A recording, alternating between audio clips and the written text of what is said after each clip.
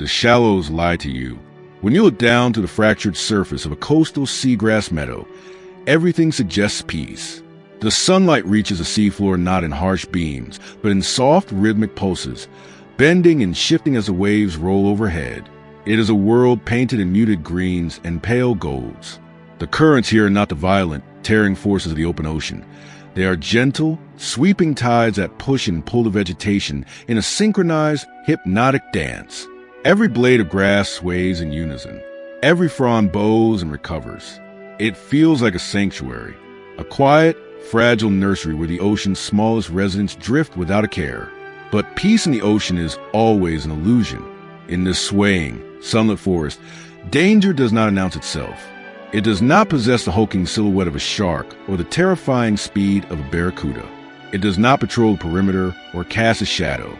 Instead, it hides within the rhythm of the meadow itself. It is a predator that survives not by dominating the space, but by vanishing from it entirely. Somewhere in the dense tangle of green, an assassin is holding perfectly still. At first glance, the creature seems almost absurd, a biological contradiction. It looks like a chess piece dropped into the sea, or a delicate ornament mistakenly left behind by the tide. With its curled, prehensile tail wrapped firmly around a single blade of grass, its upright posture, and its elongated snout, the seahorse is often dismissed as charming, harmless, and utterly vulnerable. Its eyes, which seem disproportionately large for its slender head, pivot independently, giving an expression of mild, perpetual curiosity. It is easy to look at a seahorse and see a victim, a creature entirely unsuited for the brutal reality of marine survival. It has no teeth to bear. It has no venom to inject. It has no armor to deflect a bite, and its swimming abilities are almost comically inadequate. If forced into the open water, a seahorse is clumsy and slow, relying on a tiny, rapidly fluttering dorsal fin that provides barely enough thrust to move against a mild current. By all conventional metrics of the wild, this animal should not exist. Yet, the seahorse is one of the most ruthlessly efficient hunters in the coastal waters. It does not survive despite its bizarre anatomy. It thrives because of it. To understand the seahorse, you have to forget everything you know about how predators operate. Most hunters rely on a combination of speed, power, and fear. They break cover, they accelerate, and they overpower. The seahorse flips this paradigm completely. Its entire existence is built on a philosophy of behavioral invisibility. Camouflage is merely the first layer of this deception. Across the world's oceans, seahorses display an astonishing mastery of disguise. Depending on their specific environment, they can mirror the world around them with terrifying accuracy. Some species that inhabit sandy, barren stretches have evolved pale, smooth skin that renders them indistinguishable from the seafloor. Others, living among the chaotic architecture of coral reefs and algae-covered rocks, possess knobby, textured bodies that look exactly like calcified rubble or rotting vegetation. Many possess the ability to shift their coloration over time, subtly altering their hues to match the changing seasons of the reef or the shifting tones of dying seagrass. But looking like a plant is only half the battle. In an environment defined by constant, restless motion, a perfectly disguised animal that remains rigidly still will immediately betray itself. The ocean is never frozen. To freeze is to die. Therefore, the seahorse must act like the ocean. Anchored securely by its tail, it surrenders all bodily control to the water. As the tide pushes into meadow, the seagrass bends. The seahorse bends with it. As the current slacks and the vegetation rights itself, the seahorse slowly drifts back to center. It does not fight the flow. It does not attempt to stabilize itself against the push and pull. It rocks and sways and bobs in perfect, flawless harmony with the inanimate world. Even its tiny dorsal fin, which beats up to 50 times a second to maintain its delicate balance, creates almost zero turbulence. To the surrounding marine life, the seahorse is completely devoid of intent. It emits no threat signature. It creates no alarming pressure waves. It simply ceases to exist as a living entity, becoming just another swaying stem in a forest of millions.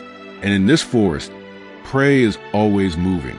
The waters surrounding the seagrass beds are teeming with microscopic life. Swarms of tiny crustaceans, copepods, and larval fish drift through the stems. These creatures are inherently nervous. They sit at the very bottom of the food chain, and their survival depends on their ability to detect sudden movements and pressure changes. They are hardwired to flee from the lunges of larger fish or the shadows of passing threats. But they are entirely blind to the seahorse. Because the seahorse moves with the rhythm of the tide, the prey registers its presence as background noise. A tiny, translucent shrimp, kicking its way through the water column, will happily drift within a fraction of an inch of the seahorse's snout, completely unaware that it has just entered one of the most lethal kill zones in the animal kingdom. The seahorse does not chase. It waits. It lets the currents and the foolishness of the prey do the work. It sits on its perch, sometimes for hours, pivoting its independent eyes to scan the water with mathematical precision. One eye can look up toward the surface, scanning for the shadows of diving birds, while the other remains locked on the microscopic shrimp drifting closer and closer. The seahorse is calculating distance, trajectory, and current. It does not tense its body. It does not coil its muscles in a way that would telegraph an attack. It remains a piece of drifting grass until the very last possible microsecond. When the strike finally comes, it defies the limits of biology. It is an event so fast that the human eye cannot process it in real time. The seahorse does not bite its prey. It literally inhales it. This is the deadly art of pivot feeding. As the shrimp drifts into the optimal strike zone, a complex, spring-loaded mechanism inside the seahorse's head is triggered. Throughout its long wait, the seahorse has been storing elastic energy in the highly modified muscles and tendons of its neck, pulling them tight like the string of a drawn bow. When it releases this energy, the results are explosive. In less than a millisecond, the seahorse's head snaps sharply upward. Simultaneously, a specialized bone lowers the floor of its mouth, rapidly expanding the volume of its elongated snout. This creates an instantaneous, massive drop in water pressure. A localized vacuum is formed directly in front of the seahorse's face. Water rushes into the snout to fill the void, and the prey is dragged in with it. The shrimp has no time to react. Its nervous system cannot process the threat, transmit the signal to its muscles, and execute an escape before the water around it collapses. There is no struggle. There is no desperate chase through the seagrass. One moment, the shrimp is drifting through a peaceful ocean. The next, it simply ceases to be there. The strike is clean, completely silent, and devastatingly absolute. And as quickly as it happened, it is over. The seahorse's head returns to its resting position. Its body resumes its gentle swaying with the tide. To any other creature swimming nearby, nothing has occurred. The illusion of the peaceful meadow remains entirely unbroken. This hyper-efficient method of hunting is not a luxury. It is a brutal necessity. Beneath its armored, bony exterior, the seahorse harbors a severe physiological vulnerability. It has no stomach. When it swallows a crustacean, the prey passes directly into a simple, straight intestinal tract where nutrients are rapidly, and somewhat inefficiently, absorbed before the waste is expelled. Because it cannot store food or extract every last calorie from a meal, a seahorse is effectively always starving. Its biological engine runs hot, and it requires a constant, unending supply of fuel just to stay alive. Some species must consume upwards of 3,000 tiny crustaceans every single day. This relentless demand for energy dictates every aspect of their behavior. They cannot afford to waste calories on swimming, fighting, or chasing. They cannot roam the oceans looking for better hunting grounds. They are bound to the structure of the reef and the grass. They find a highly trafficked intersection where the currents funnel microscopic life. They wrap their tail around a secure anchor, and they become a biological toll booth, snapping up everything that passes by. It is a life of perpetual stillness, punctuated by thousands of microscopic acts of violence. But the strange, paradoxical life of the seahorse extends far beyond its hunting strategy. When the time comes to reproduce, this creature completely rewrites the rules of the natural world. In almost every corner of the animal kingdom, the heavy burden of reproduction, the carrying, the nurturing, and the physical toll of developing new life falls upon the female. The seahorse is the ultimate exception. In a stunning evolutionary inversion, it is the male seahorse that experiences pregnancy.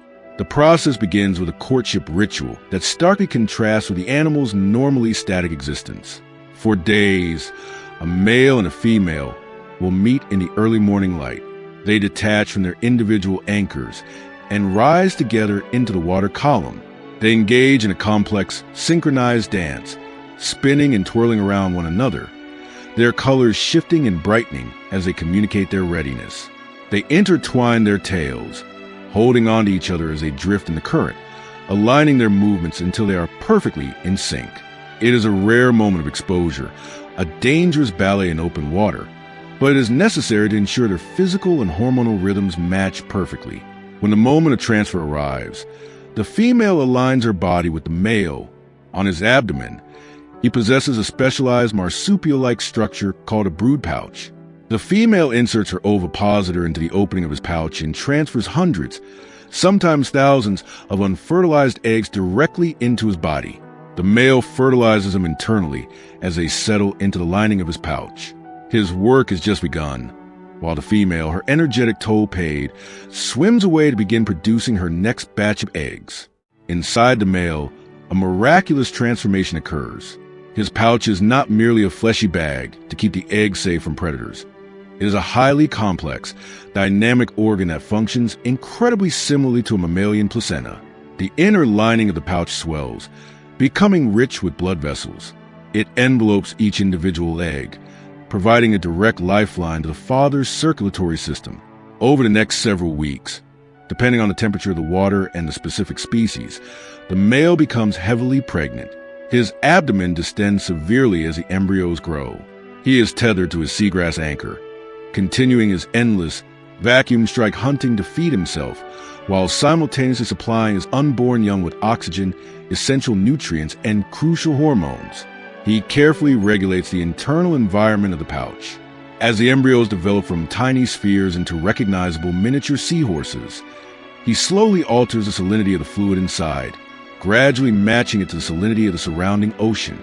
He is acclimatizing them, preparing their tiny bodies for the harsh shock of the outside world.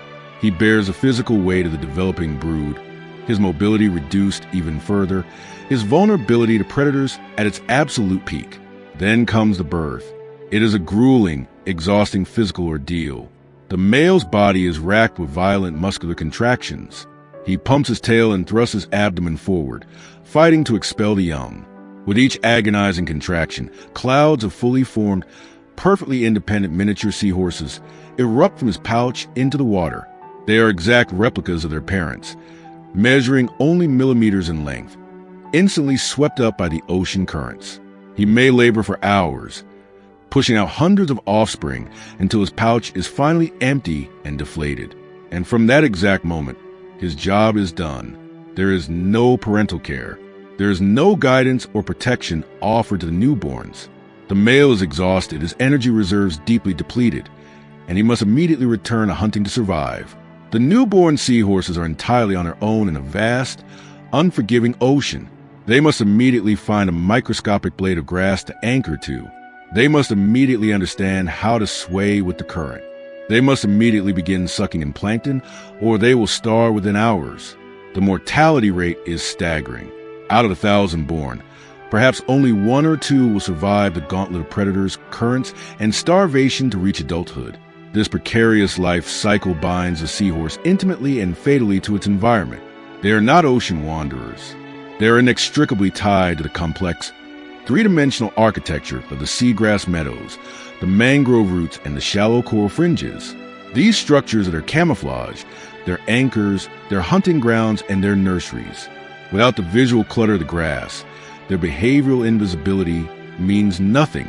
Without a stem to wrap their tail around, they are helpless against the currents. Because of this intense specialization, the seahorse is a sentinel. It is a living, breathing indicator of the health of our coastal waters.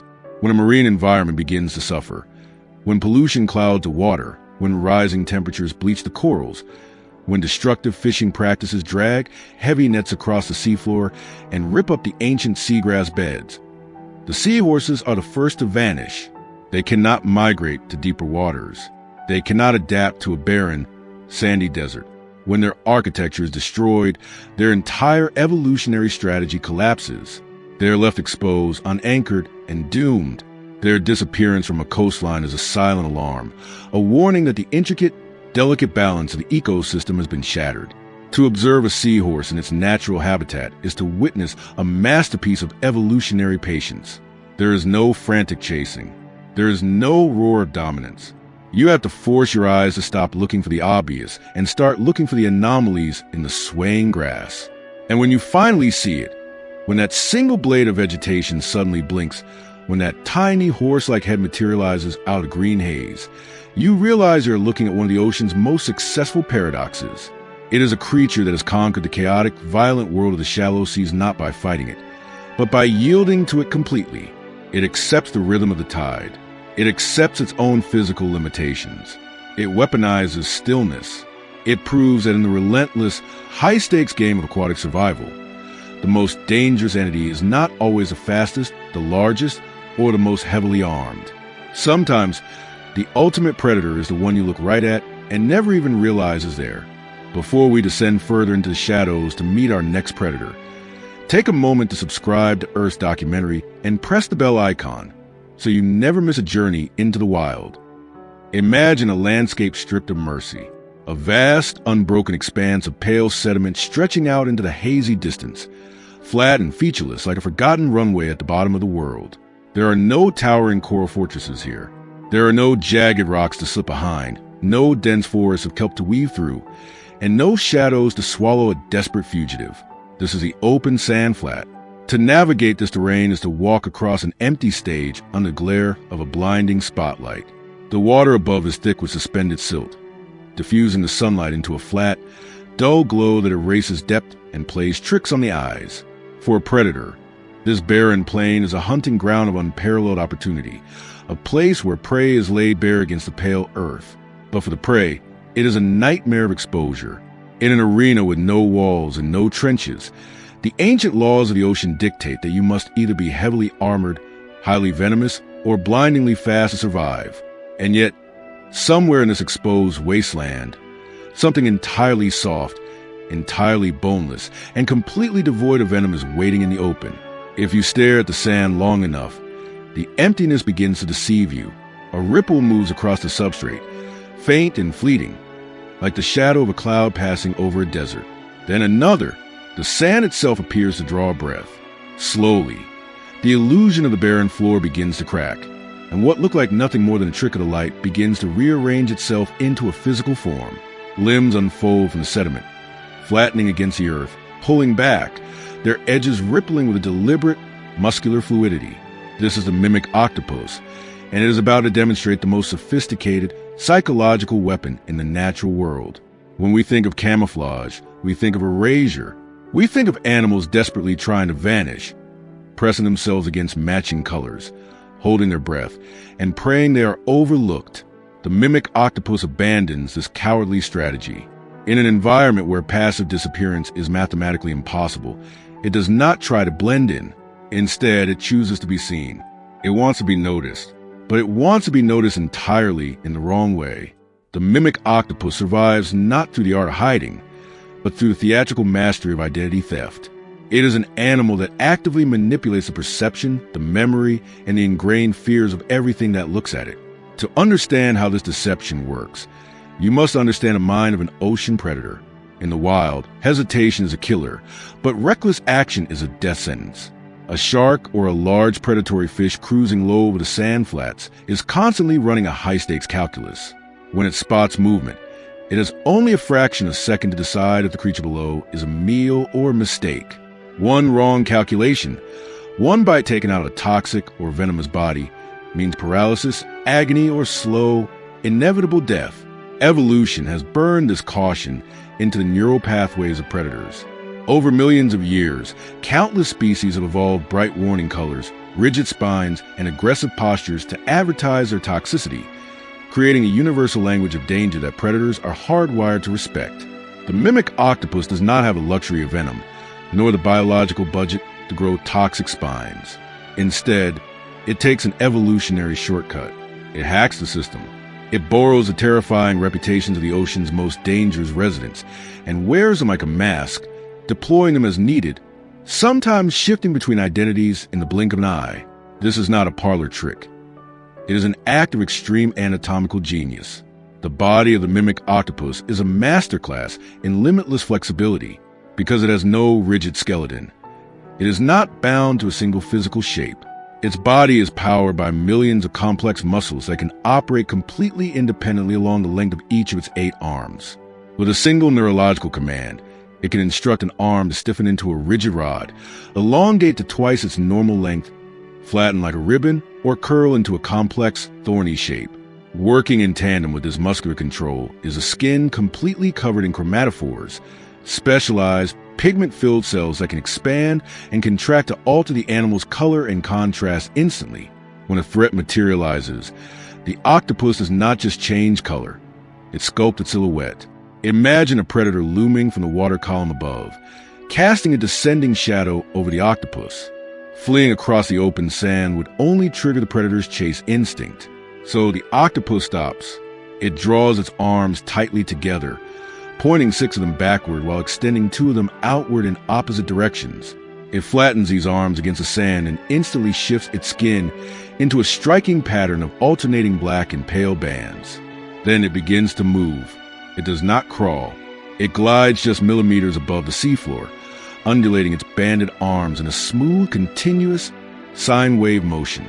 In a fraction of a second, the soft, vulnerable octopus has vanished, and in its place is the unmistakable, terrifying profile of a banded sea snake.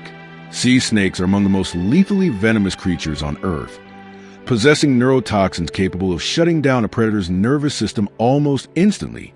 Predators know this. They respect the bands. They fear the slithering motion. In the silted, low-visibility water of the sand flats, the predator does not stop to analyze the fine details of the snake's anatomy. It sees the bands. It recognizes a movement. Its evolutionary alarm bells ring, and it aborts the dive. The octopus does not need its disguise to be flawless under a microscope. It only needs it to be convincing enough to buy a single moment of doubt. And in the ocean, doubt is all it takes to save a life. But what happens when the threat comes not from above, but from the side? A large, territorial fish moving aggressively along the bottom might not be deterred by a snake. In response, the octopus instantly abandons a slither. It stops, pulls its body upward, and spreads all 8 of its arms wide into the water column. It stiffens them, extending them outward like long, rigid spokes, exaggerating their length and holding them completely taut. The fluid animal becomes rigid, spined, and imposing. It has just become a lionfish. The lionfish is a notorious, highly aggressive predator heavily armed with long, venomous dorsal spines that could deliver excruciating, debilitating pain to anything foolish enough to touch them. A predator cruising the bottom recognizes that wide, fan-like, bristling silhouette immediately. It reads the posture as a floating fence of agony. The octopus, of course, contains absolutely no venom, and its arms are soft as silk. The threat is entirely an illusion, existing nowhere except in the mind of the observer. Yet the predator swerves away, deeply convinced that it just narrowly avoided a catastrophic mistake. And the repertoire does not end with intimidation. Sometimes, the most brilliant survival tactic is not to project danger, but to project utter insignificance. If the octopus detects a predator that is known to ignore venomous animals, or the threat is simply too massive to intimidate, it utilizes the camouflage of the mundane. It flattens its entire body completely flush against the seafloor, pulling its arms tightly alongside its mantle to create an oval shape. It alters its skin to perfectly match the mottled, sandy color of the floor, and then it begins to undulate forward in short, rippling bursts. It has transformed into a sole, a type of flatfish. Flatfish are remarkably common, nutritionally unrewarding, and incredibly difficult to catch. To a large, high-energy predator, a flatfish is simply not worth the caloric expenditure of a pursuit. By mimicking the sole, the octopus is broadcasting a message of sheer boredom. It is telling the predator, "I am not dangerous, but I am also a waste of your time. Look elsewhere." Again, the goal is not to disappear into the background, but to actively manipulate the predator's decision-making process. It forces the predator to evaluate the target, classify as irrelevant, and willingly choose to swim away. What elevates his behavior from mere reflex to something resembling pure, fluid intelligence is the context. These transformations are not random panic responses. The mimic octopus assesses a specific type of threat, evaluates the angle of approach, gauges the lighting and the environment, and selects the exact disguise that carries the highest mathematical probability of survival for that specific encounter. A pelagic shark gets a sea snake. A benthic hunter gets a lionfish. A roving scavenger gets a flatfish. This is a creature making high-speed, tactical decisions, expressing an intense cognitive flexibility through its very flesh. It is an animal that treats its own physical shape as an optional variable. But this theatrical mastery is not reserved solely for defense. The mimic octopus is a predator in its own right, and the exact same disguises that repel death can be weaponized to deliver it. On the open sand flats, prey species, small crabs, shrimp, and little fish, are highly strung. They live in a state of perpetual paranoia, relying on rapid pattern recognition to decide when to bolt. If they see the shape of an octopus or a fast-moving hunter, they will bury themselves in the sand or flee before the predator can close the gap. But the mimic octopus exploits this deeply ingrained risk assessment. It approaches its prey while wearing a stolen identity, specifically choosing a form that lowers suspicion and delays the prey's escape reflex. A small crab, scanning the horizon, might see a flatfish undulating slowly toward it. The crab's tiny brain registers the shape, categorizes a flatfish as a non-threat that eats worms, not crabs, and decides to hold its ground to conserve energy. The crab relaxes. The mimic octopus, perfectly maintaining the illusion of the harmless flatfish, slides closer and closer, slipping right through the crab's psychological defenses. It breaches the prey's personal space without ever triggering an alarm. When the strike happens, the illusion shatters in an explosion of violence. The harmless flatfish suddenly bursts open.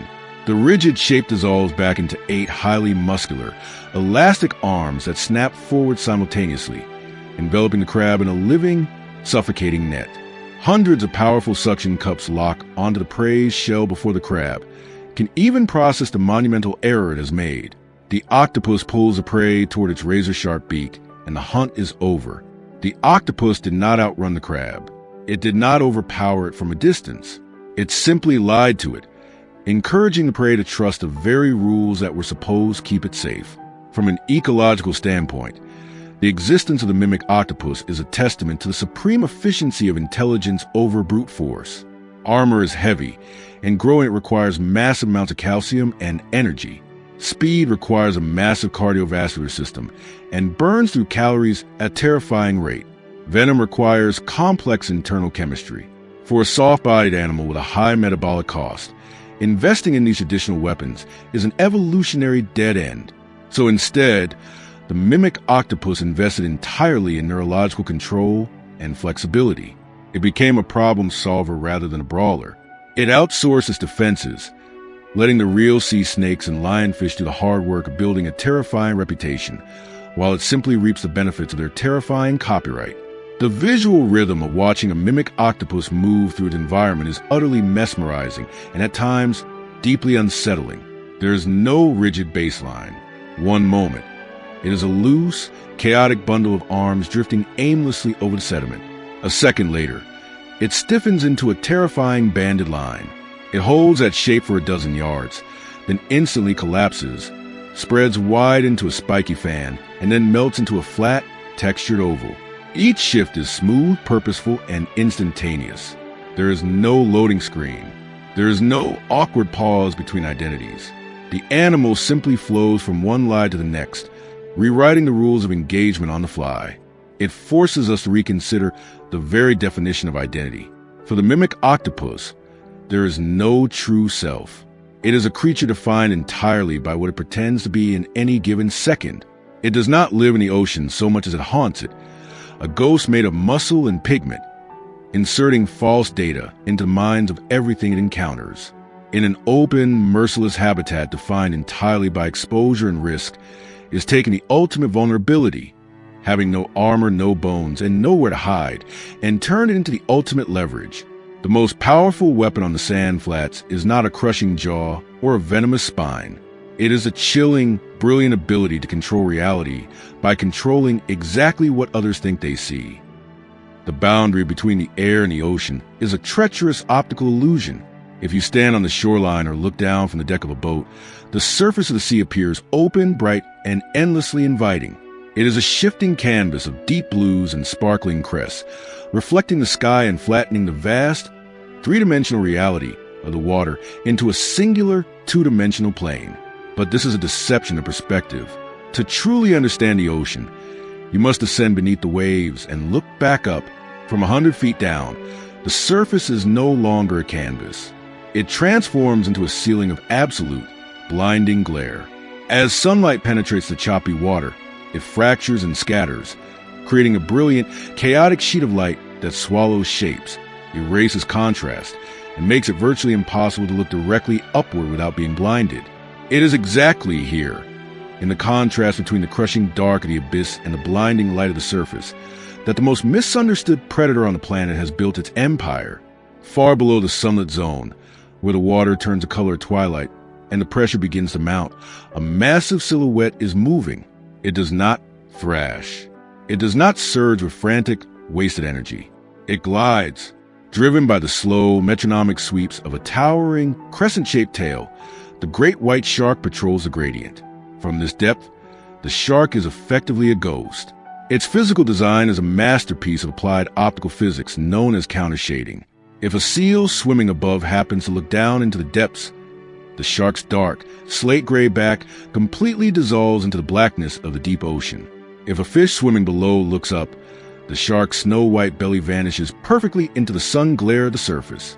It is a creature that has evolved to become a moving void, an invisible mass of muscle suspending itself in the twilight, watching the bright ceiling above. The great white is often portrayed as a mindless engine of rage, a chaotic eating machine that attacks anything and everything in its path. This is a profound insult to its evolutionary brilliance. The great white is not a brawler. It is a highly calculated, risk-averse, sensory-driven ambush predator. It does not dominate the ocean by chasing its prey across miles of open water. It dominates by understanding the geometry of light, the predictability of its prey, and the lethal power of a vertical strike. Long before a great white ever sees its target, it feels it. The hunt begins in the realm of invisible signals. The ocean is a soup of chemical and physical information, and the shark is equipped with sensory apparatus, so finely tuned it borders on clairvoyance. Its olfactory bulb, the part of the brain dedicated to smell, is massive. It can detect a microscopic chemical signature of a wounded fish or the fatty oils of a seal colony diluted across millions of gallons of seawater. But it does not just smell these traces, it navigates them. As the scent drifts on the current, the shark reads a gradient, turning its heavy head side to side, determining exactly which nostril is receiving the stronger signal, and tracing an invisible, twisting corridor of scent right back to its source. But smell is only the first alarm. As the shark draws closer, a completely different sense takes over, one that humans cannot even begin to experience. Running along the exact midline of the shark's flanks, from its gills to its tail, is a specialized network of pores called a lateral line. These pores are filled with a jelly-like substance and lined with microscopic sensory hairs that detect the faintest pressure waves and vibrations moving through the water. Every single movement in the ocean creates a signature. A healthy fish swimming at a steady pace creates a rhythmic, predictable hum. A seal splashing playfully at the surface creates a heavy, booming splash. But a wounded animal, a creature struggling, thrashing, or panicking, emits a chaotic, erratic pulse of pressure. The great white reads these vibrations like a symphony of vulnerability. It can feel the frantic heartbeat of a struggling fish miles before it ever comes into visual range. It uses this lateral line to construct a three-dimensional map of the water around it in total darkness or zero visibility. It knows the size, the speed, and the exact state of panic of its target without ever needing to open its eyes. Guided by these invisible tethers of scent and vibration, the shark arrives at its hunting ground, but it does not charge blindly into the fray. It waits. The great white is deeply territorial with specific ecological choke points, places where the seafloor drops off subtly into the abyss, where murky coastal runoff bleeds into clear ocean currents, or directly beneath the rocky outcrops where seal colonies congregate. These are the fatal intersections of the marine world. The shark positions itself deep within the drop-off, angling its torpedo-shaped body upward, fixing its black, unblinking eyes on the blinding ceiling of light above. And then the waiting begins. The shark is monitoring the surface, looking for a shadow to break the glare. Seals and sea lions, the preferred high-energy prey of the adult great white, are incredibly agile and fast. If a shark were to approach a seal horizontally on the same plane, the seal's keen eyes would spot the predator instantly, and a high-speed chase would ensue, a chase the shark, with its massive bulk, would likely lose.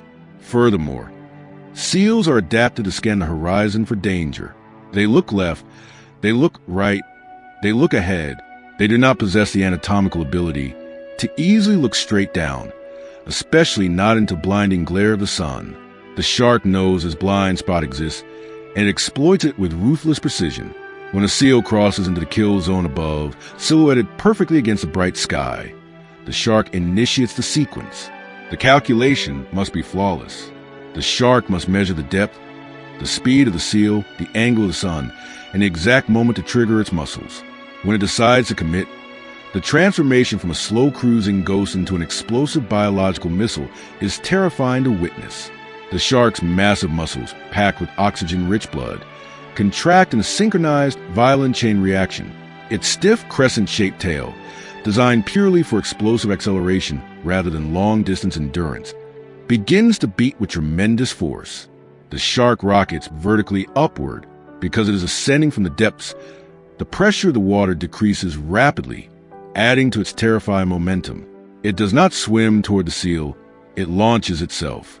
To the seal resting at the surface, there is absolutely no warning. There is no ominous fin cutting through the water. There is no sound. There is only a sudden, catastrophic eruption from the depths. The shark strikes with such immense velocity that the sheer kinetic impact alone is often enough to shatter bones and incapacitate the prey before the teeth even sink in. In many cases, the shark hits the target with such overwhelming momentum that its entire 2-ton body breaches completely clear the water, suspended in the air for a fraction of a second, a monument of apex power, before crashing back down in an explosion of white water. But within this display of ultimate violence lies a deeply misunderstood truth about the great white. It is a truth that shatters the myth of the mindless man-eater. When a great white strikes something unfamiliar at the surface, a surfer on a board, a diver, or floating debris, the initial impact is often followed by what scientists call a test bite. Because sharks do not have hands, their mouths are their primary tools for tactile exploration. Their jaws and teeth are packed with highly sensitive nerve endings. When a great white encounters a silhouette that looks vaguely like a seal, but doesn't smell or move quite right, it doesn't immediately commit to consuming it. It takes a rapid, exploratory bite to gather data. In a fraction of a second, the shark measures the density of the object, the texture, the resistance, and most importantly, the fat content. The great white is a metabolic furnace. It requires incredibly dense, high-calorie, blubber-rich prey to fuel its massive body. A human being, clad in a neoprene wetsuit and composed mostly of bone and lean muscle, is nutritionally useless to a massive white shark. When the shark registers this lack of blubber, it almost always aborts the attack immediately. It opens its jaws and swims away. This is not a predator making a mistake and correcting out of mercy. It is a predator making a strict economic calculation. A great white simply cannot afford to be reckless. In the wild, an injury is a death sentence. A struggling, thrashing, unfamiliar animal could claw the shark's eye out, or worse, shatter one of the shark's teeth, leading to a fatal infection. If the prey does not offer a massive caloric reward, the risk of engagement is entirely unacceptable. The shark disengages because it is cautious, not because it is clumsy. The tragic reality of human encounters with great whites is not one of predation, but a mistaken identity and the devastating consequence of being investigated by a creature whose only hands are lined with serrated razor blades. When the target is a seal, however, the calculation is entirely different. The seal is rich in the life-sustaining blubber the shark desperately needs. But a cornered seal is also a heavily armed, desperately thrashing animal with sharp claws and teeth. The great white strategy for the kill reflects its intense aversion to injury. When it strikes the seal from below, its jaws hyperextend. The upper jaw actually detaches from the skull, thrusting forward out of the mouth to expose rows of triangular, serrated teeth. These teeth are not designed to crush bone like the crocodile's. They're designed to slice through thick blubber like a scalpel.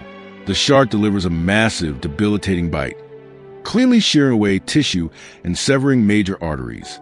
And then it does something extraordinary. It lets go. The great white does not hold on to a thrashing, fighting 200-pound seal and wrestle it to the death. Doing so would invite a scratch to its delicate eyes or gills.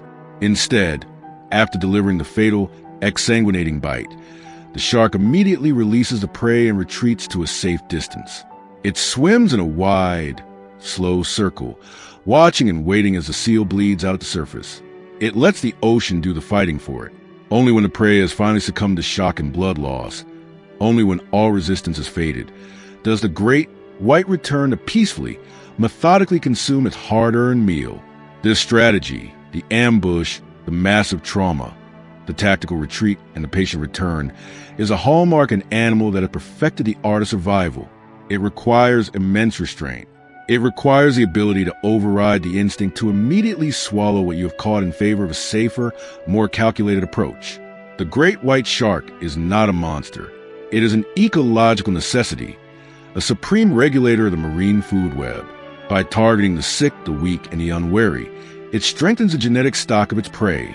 By patrolling the edges of the seal colonies, it prevents overpopulation and maintains a delicate balance of the coastal ecosystems. Its presence forces marine mammals to remain vigilant, shaping their behavior and their evolution. To watch a great white glide through the deep blue is to witness the physical embodiment of absolute evolutionary refinement. It has remained virtually unchanged for millions of years because nature got it right the first time. It is a creature that commands respect not merely because it is large, but because of how it wields that size. It does not waste energy. It does not strike without reason. It exists in a perpetual state of calm calculation, feeling the vibrations of a vast, dark world, reading the chemical trails of the currents, and waiting patiently in the shadows for the perfect alignment of trajectory, light, and opportunity. It rules the ocean not by swimming the fastest or biting the hardest, but by understanding the boundaries of its world better than anything else. The surface of the sea may look like a safe, inviting canvas to us, but to the great white shark, it is a ceiling of light, an anvil against which it hammers its prey, proving time and time again that the most terrifying danger in the ocean is the one that rises from the dark, perfectly timed and entirely unseen. At first glance, the shallow reef appears almost theatrical, as though it has been deliberately staged for an audience.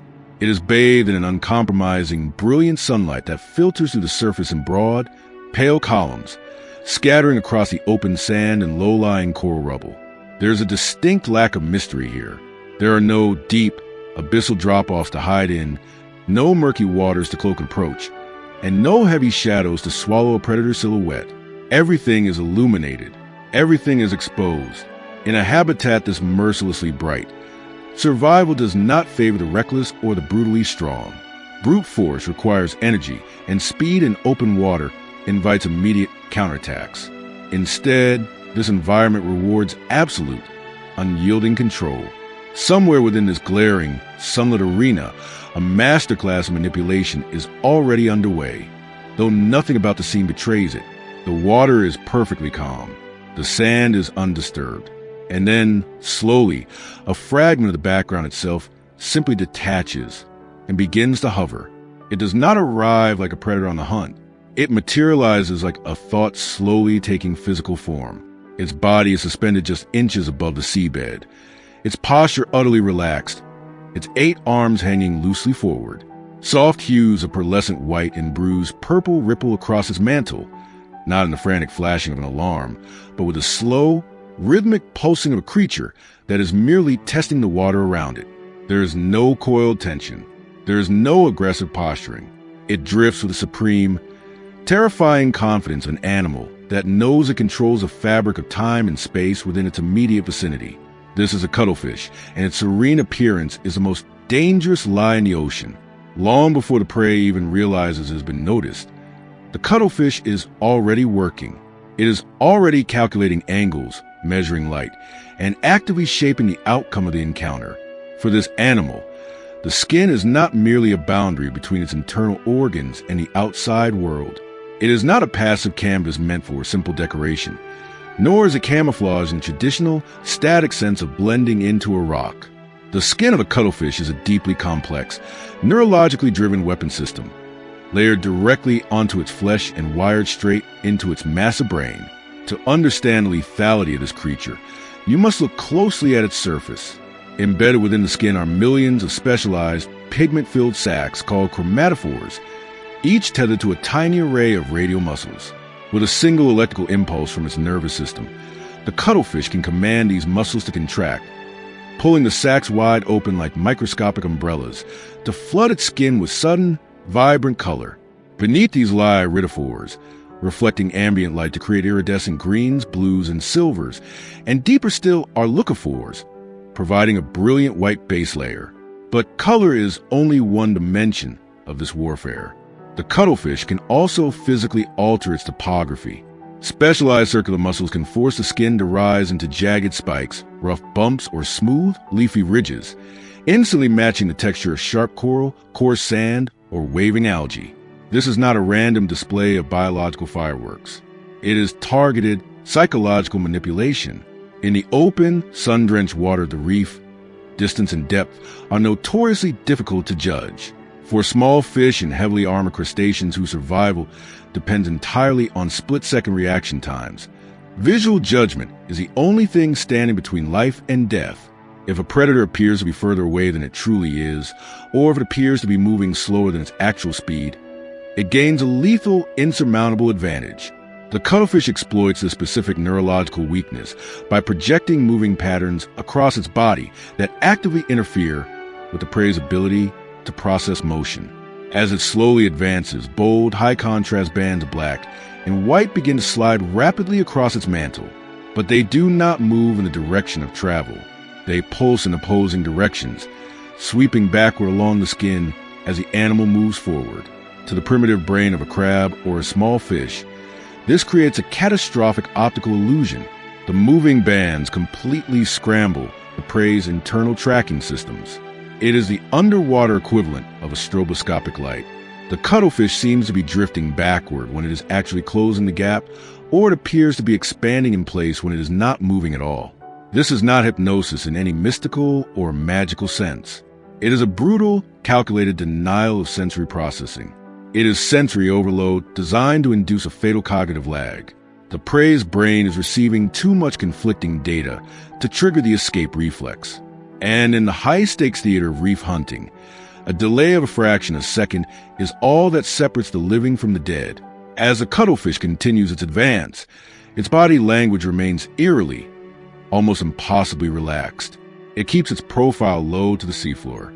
A delicate, skirt-like fin that runs along the entire edge of its mantle undulates with mesmerizing, rippling grace. This fin provides perfect gyroscopic stability, allowing the cuttlefish to glide forward without stirring up a single grain of sand or creating the slightest pressure wave that might tip off its target. It does not chase its food. It stalks it with the creeping inevitability of a shadow. Ahead on the sand, a small shrimp is foraging. Its antennae sweep the water, highly alert to the presence of danger. It scans the open area, watching for the sudden darting motion of a reef fish or the looming silhouette of a grouper. It is entirely unaware that the patch of speckled sand and coral rubble behind it is actively reshaping itself, pulsing with stroboscopic static, and steadily closing the distance. Here, the true, chilling intelligence of the cuttlefish becomes undeniably apparent. It does not solve puzzles with tools, and it does not build shelters. Its intelligence is expressed through its supreme environmental awareness. The cuttlefish does not just project patterns blindly. It actively chooses hunting grounds that amplify its sorcery.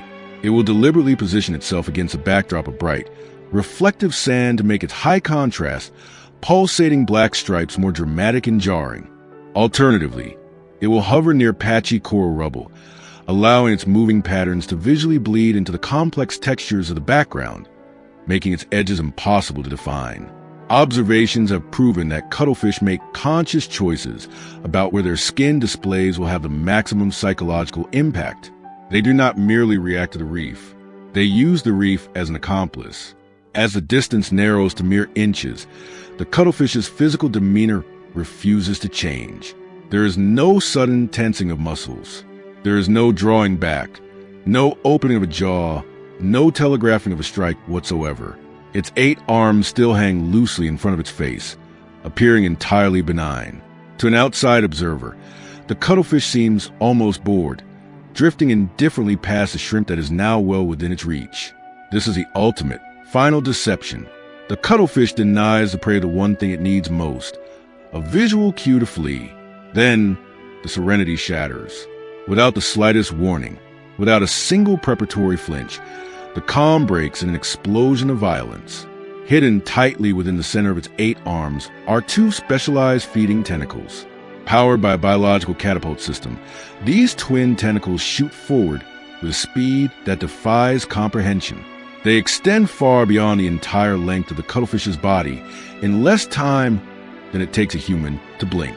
The motion is so incomprehensibly fast that it registers only as a violent, watery blur, a sudden eruption of pure kinetic energy from a state of absolute stillness. The club tips of the tentacles strike the shrimp with pinpoint, devastating precision. Adhesive pads and suckers lined with microscopic, razor-sharp toothed rings snap shut the instant they make contact, locking onto the prey's exoskeleton. Before the shrimp's nervous system can even register that it has been touched, before it can even attempt a twitch of its tail, the biological rubber bands snap back. The prey is violently yanked backward, ripped from the sand, and pulled directly into the center of the cuttlefish's arms, where a sharp, parrot-like beak is waiting to deliver the killing bite. The entire sequence, from the launch of the tentacles to the capture of the prey and the return to mouth, takes less time than a startled fish would need to simply turn around.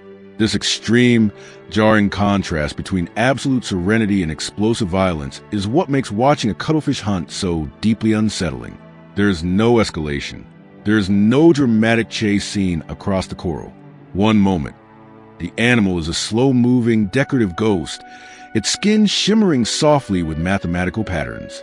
The next millisecond, the encounter is over and a life has been extinguished. This profound economy of movement is not a stylistic choice. It is a cornerstone of its survival strategy. The cuttlefish operates on a strict energy budget. It minimizes physical exertion and completely mitigates risk by relying on sensory dominance rather than engaging in a physical struggle. In a crowded ecosystem filled with sharp spines, toxic venom, and aggressive competitors, avoiding a fight is just as important as securing a meal. The cuttlefish does not need to be faster than its prey in a straight line. It does not need to overpower it in a wrestling match. It only needs to ensure that the prey's perception of reality is so fundamentally compromised that it forgets to run. What elevates this hunting strategy far beyond basic instinct is the cuttlefish's capacity for real-time, dynamic adjustment. In different lighting conditions, beneath a passing cloud, or moving from the bright sand into the shadow of a coral head, the speed and contrast of its pulsing patterns change instantly. Against a dark, algae-covered rock, the bold strobe effect is subdued, and the cuttlefish prioritizes raising muscular bumps to match the texture over flashing bright colors. Against the glaring white sand, the skin flattens out, and the patterns grow violent and bold, leveraging the reflected sunlight to amplify the hypnotic illusion. This constant, fluid flexibility suggests an ongoing cognitive assessment of its surroundings. It points to a level of brain power that blurs the line between hardwired reflex and conscious, tactical decision-making. Cuttlefish possess one of the most highly developed nervous systems of any invertebrate on the planet. Their brain-to-body ratio is staggering. Their eyes, shaped with bizarre, W-shaped pupils, are optical marvels.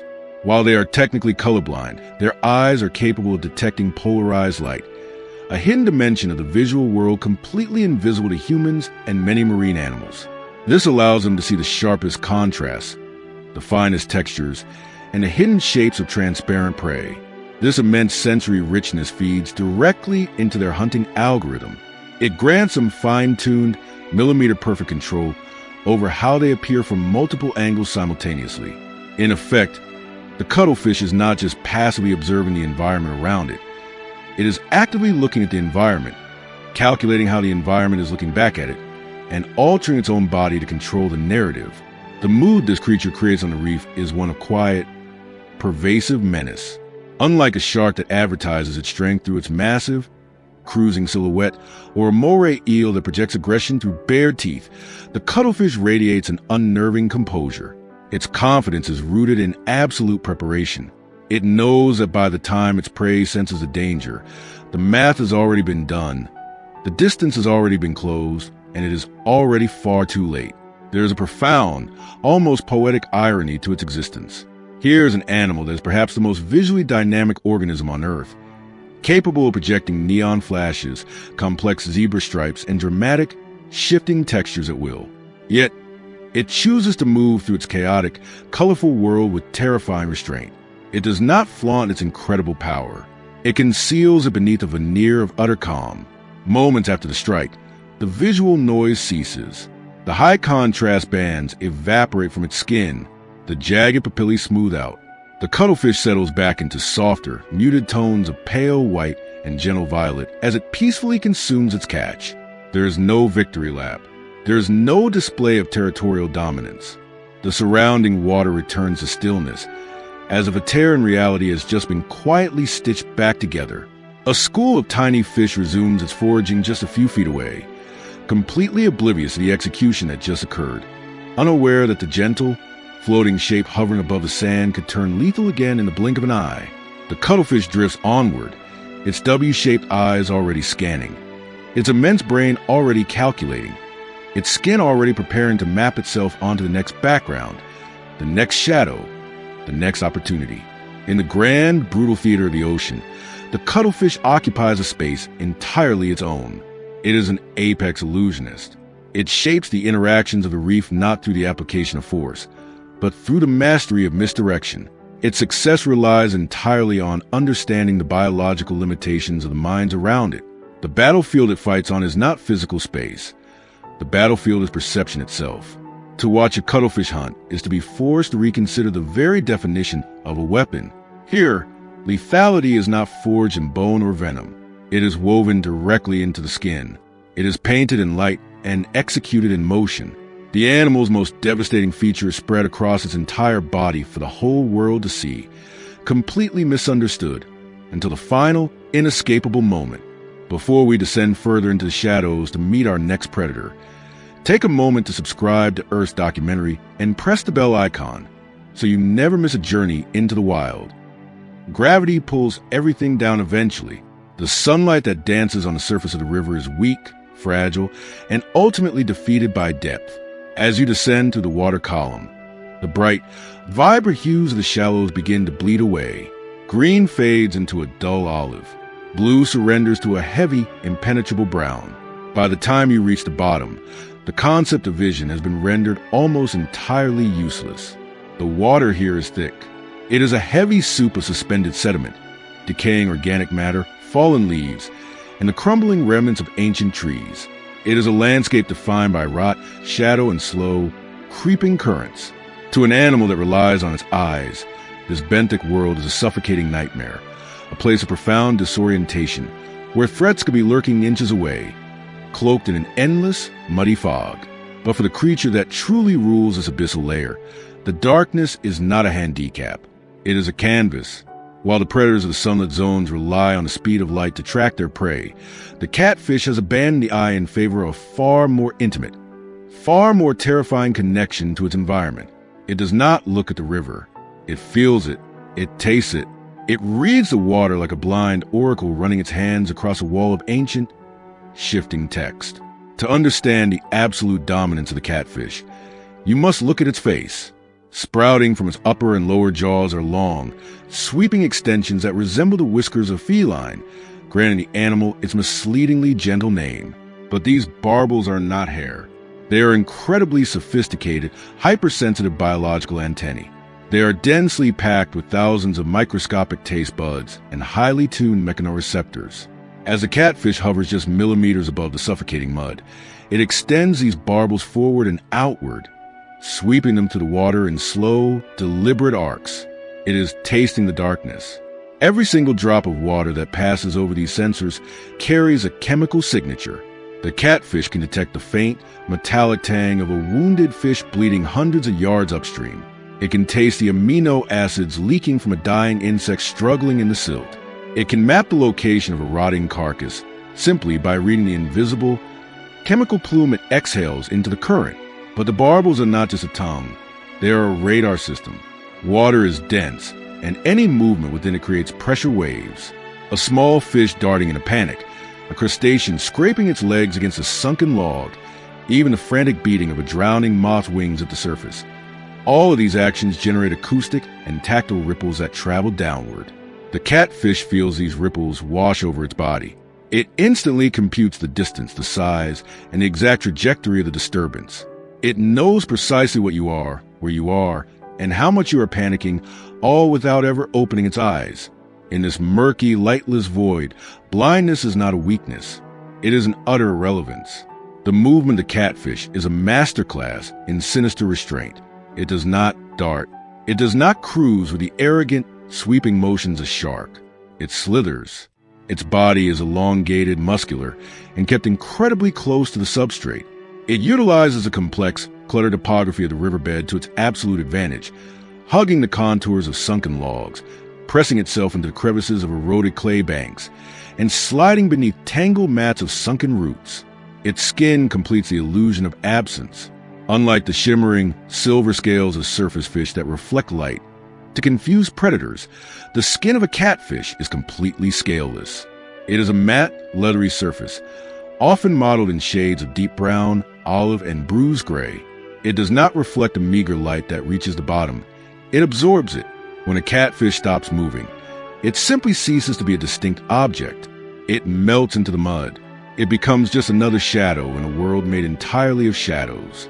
It is a predator that advances centimeter by centimeter, measuring its progress not by distance, but by the lack of alarm it causes. It does not displace the water violently. It slips through the heavy medium like a ghost. The prey hovering just a few feet away may begin to feel a vague, unsettling shift in the current, a subtle change in the water pressure that hints at an approaching mass. But because their eyes give them no confirmation of danger, they hesitate. They wait for a visual cue that will never come. And in the bottom world, hesitation is the only invitation the catfish needs. When the strike is finally triggered, it is an event of shocking, disproportionate violence. It shatters the creeping, silent tension of the hunt with a concussive blast of physics. The catfish does not bite in the traditional sense. It does not chase the prey down and snap its jaws shut over a struggling body. Instead, it utilizes the devastating mechanics of suction feeding. As it brings its wide, flattened head within range of the target, the catfish's powerful cranial muscles contract in a violent, instantaneous spasm. Its jaw drops open, its gill covers flare outward, and the entire floor of its mouth is forcefully depressed. This rapid, massive expansion of the oral cavity creates a sudden, catastrophic drop in internal pressure. It creates a localized black hole in the water. The water immediately surrounding the catfish's mouth violently rushes inward to fill the vacuum, and everything suspended in that water, mud, debris, and the unsuspecting prey is dragged inside with unstoppable hydraulic force. It happens in a fraction of a heartbeat. To the insect skimming the mud, or the small fish hovering blindly in the dark, there is no chase. There is no desperate flight for survival. One moment, they are alone in the quiet dark. The next, the water simply caves in around them, pulling them backward into a cavernous, inescapable maw. The jaws snap shut, the excess water is forcefully jetted out through the gills, and the prey is swallowed whole. The sheer speed and force of this hydrostatic event leave no room for error or escape. It is a method of execution that is brutally efficient, requiring almost zero sustained caloric expenditure. The catfish does not run its prey down. It simply inhales it. This devastating feeding mechanism is paired with an incredibly diverse, entirely unpredictable diet. The catfish is the ultimate pragmatist. It is not locked into a single hunting strategy. It is an opportunist that treats the entire river bottom as an endless, varied buffet. Some species spend their nights vacuuming the sediment, sifting through the mud to extract thousands of tiny invertebrates, worms, and buried larvae. Others are highly capable ambush predators, waiting patiently beneath a sunken log for a larger fish to drift blindly into range before triggering the hydraulic trap. And almost all catfish are highly effective scavengers. They are the undertakers of the aquatic world, perfectly content to consume the dead and the dying, recycling the energy of the ecosystem and turning death back into life. This dietary flexibility makes the catfish an omnipresent terror for the smaller inhabitants of the river. A prey fish might successfully evade the flashing teeth of a visual predator near the surface, seeking perceived safety of the murky bottom, only to realize too late that the mud itself is alive and hungry. An insect that survived the aerial gauntlet of birds and frogs might finally rest on a floating leaf, only to be sucked violently downward from below. There is no safe zone. There is no refuge from an animal that can eat anything, track you without seeing you, and strike without moving. But the mastery of the catfish extends far beyond its ability to kill. It is an animal that has fundamentally solved the problem of its own vulnerability.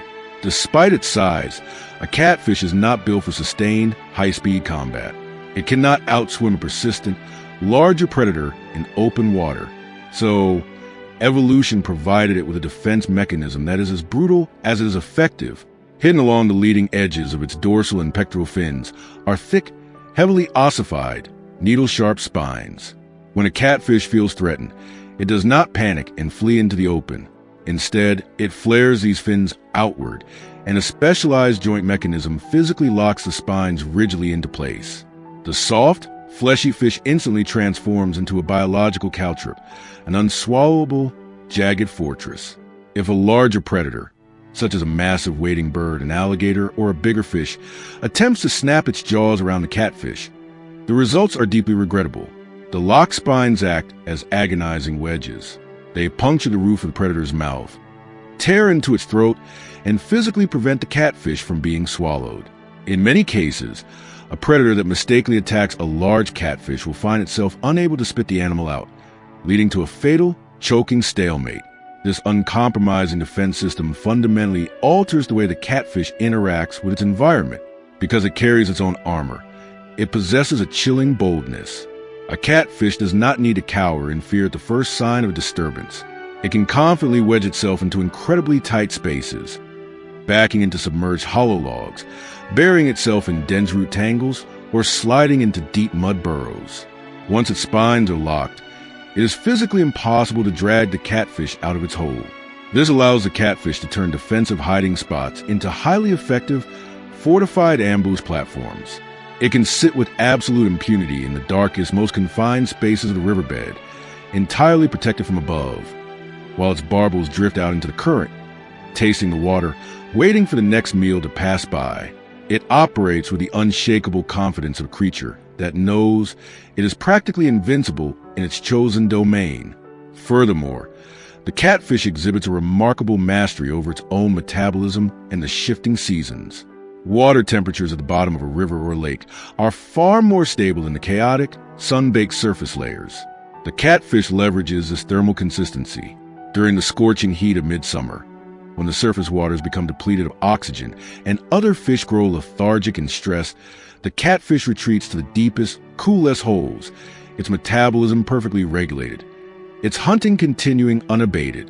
During the bitter cold of winter, it slows its heart rate, pressing itself into the insulating mud, waiting out the freeze while other predators starve. It is a survivor of deep time, built to endure the extreme fluctuations of the world above by mastering the stable, quiet dark below. The ecological footprint of the catfish is massive, yet almost entirely invisible. By vacuuming up insect larvae, it controls populations of pests that would otherwise explode into the air. By aggressively scavenging the dead, it prevents the massive buildup of rotting organic material that could poison the water column and spread disease. By selectively ambushing the weak, the sick, and the unwary, it prunes the genetic stock of the river's inhabitants. It maintains the health and the balance of the entire ecosystem, not through flashy displays of dominance, but through relentless, unseen persistence. To witness a catfish in its natural element is an exercise in extreme patience and profound respect. There is no frantic chase to film. There is no dramatic, sunlit breach. The camera must plunge into the dark, fighting the floating debris and the swirling silt. And there, resting perfectly still on the bottom, you find it. It looks like a piece of the earth that has grown gills. Its breathing is slow and methodical. Its small, cloudy eyes seem completely detached from the environment, staring blankly into the murk. But the barbels are dancing. They are sweeping, undulating, constantly tasting the chemical soup of the river. It is an animal that exists in a perpetual state of hyper-awareness, processing a flow of sensory data that we cannot even begin to comprehend. It does not announce its presence. It does not need to. It has conquered the most difficult, unforgiving habitat on the planet by turning its greatest limitations, the crushing dark, the suffocating silt, the lack of visibility, into its greatest weapons.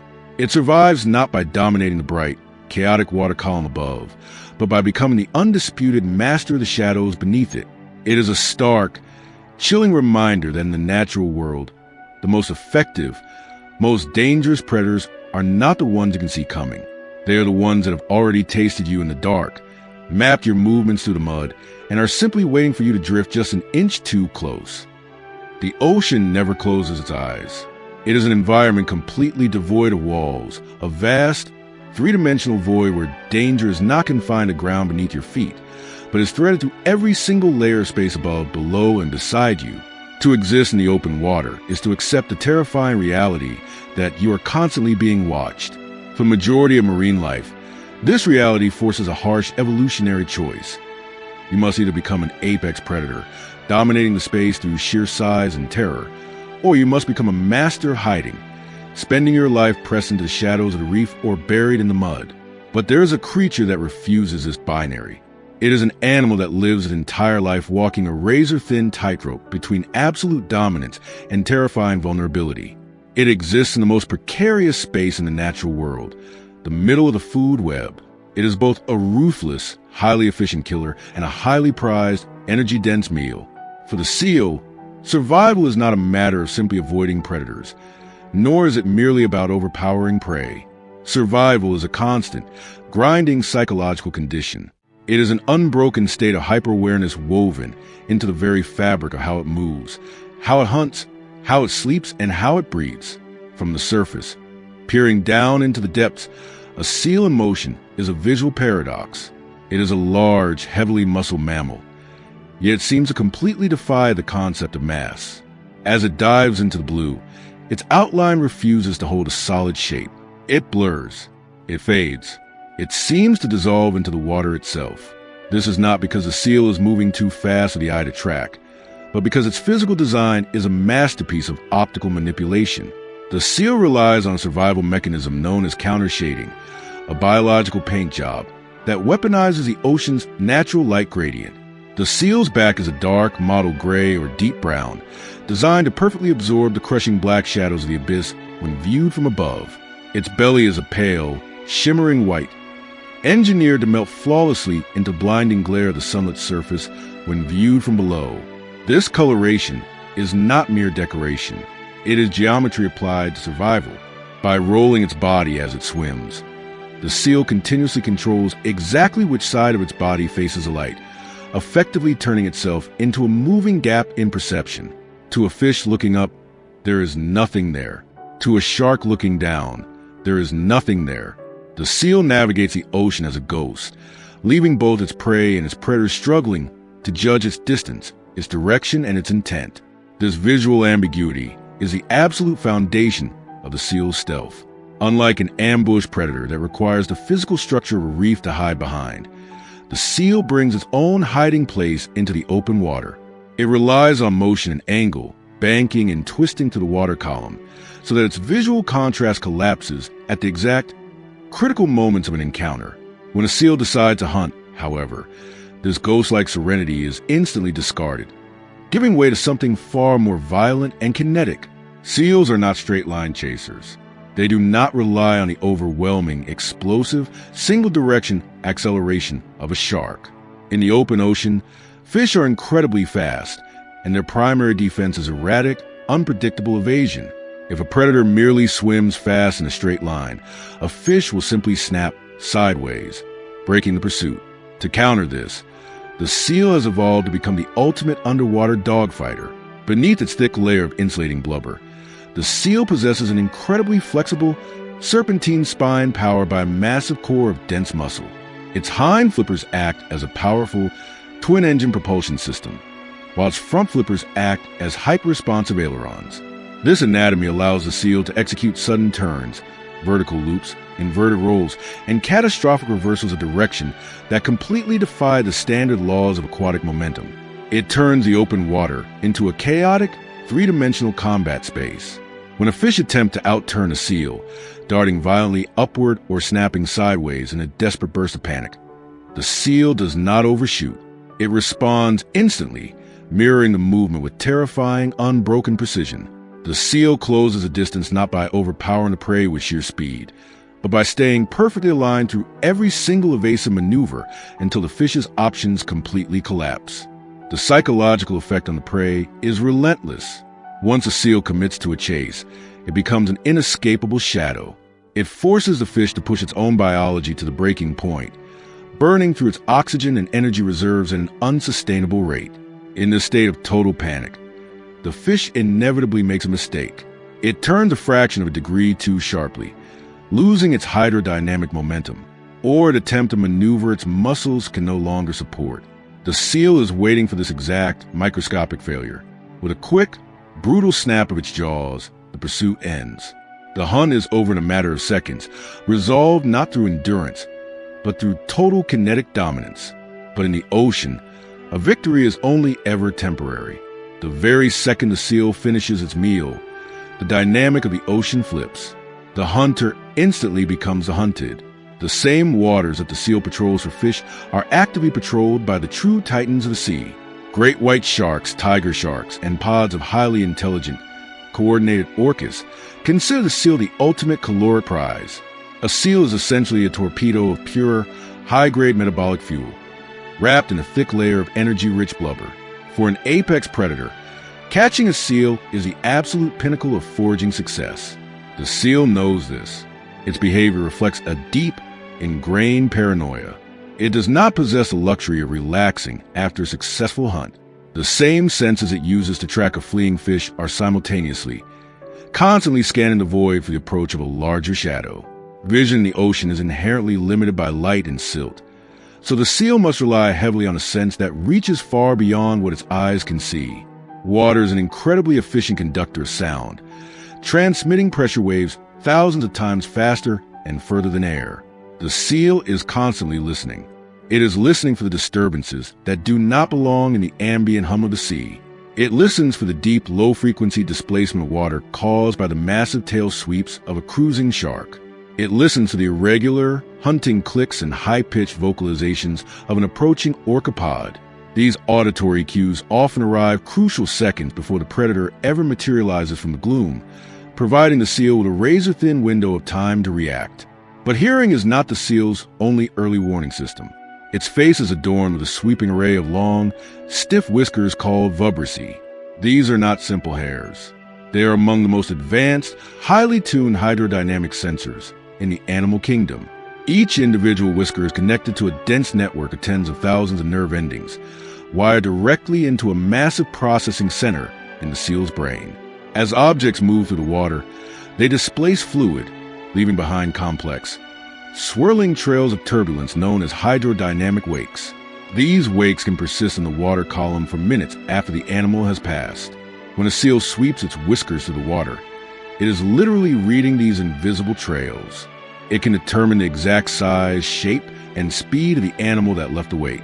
It can tell if the wake was left by a small fish swimming frantically, or if it is the massive, heavy trail of a great white shark ascending from the depths.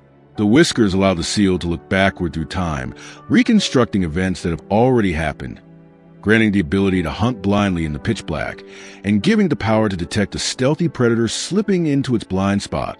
This perpetual, agonizing alertness shapes every single decision the seal makes. A seal rarely swims in a straight, predictable line when traveling long distances. That would make it an easy target for an ambush. Instead, it alters its depth, constantly changes its speed, and violently shifts its trajectory, moving in erratic, jagged patterns to confound the tracking algorithms of any shark that might be watching from below. It hugs the dense, chaotic structure of kelp forest whenever possible, using the thick, towering stalks of seaweed to break up its silhouette and create a labyrinth of escape routes. When it must approach the surface to breathe, It does not just swim upward blindly. It pauses in the twilight zone, hanging motionless, scanning the bright ceiling above and the dark abyss below, making absolutely certain the airspace is clear before it breaks the surface for a vital gasp of oxygen. Even when the seal leaves the water to rest, the tension does not dissipate. The haul-out sites, the rocky shores, the isolated sandbars, and the jagged edges of the sea ice are carefully, strategically chosen. They are not chosen for comfort. They are chosen for surveillance and escape. A seal on land is an incredibly clumsy, vulnerable animal. Gravity, which it effortlessly defies in water, becomes a crushing burden. To mitigate this extreme risk, seals gather in massive colonies. This is not out of desire for socialization, but out of a desperate need for collective security. A colony of 1,000 seals represents 2,000 eyes, 2,000 ears, and 2,000 noses constantly monitoring the horizon. If a single individual detects the scent of a polar bear on the wind, or sees the ominous, towering dorsal fin of an orca cutting to the surf break, it reacts. That single flinch, that sudden shift in posture, cascades through the entire colony instantly. The alarm spreads like an electrical current, and the massive group surges toward the water in a chaotic, desperate stampede. Because of this constant threat, a seal does not experience sleep in the way we understand it. Even when exhausted from days of hunting and evading death in the freezing ocean, a resting seal is a coil of nervous energy. Its head snaps up at the slightest sound. It shifts its body to keep a clear line of sight to the water's edge. It exists in a state of suspended readiness, fully prepared to hurl its heavy body off a cliff or down an ice chute at a fraction of a second's notice. The physiological toll of living this dual life, of being both the ultimate athlete and the ultimate prey, is staggering. The seal must consume massive amounts of food to maintain its thick blubber layer, which provides vital insulation against the freezing temperatures of the ocean.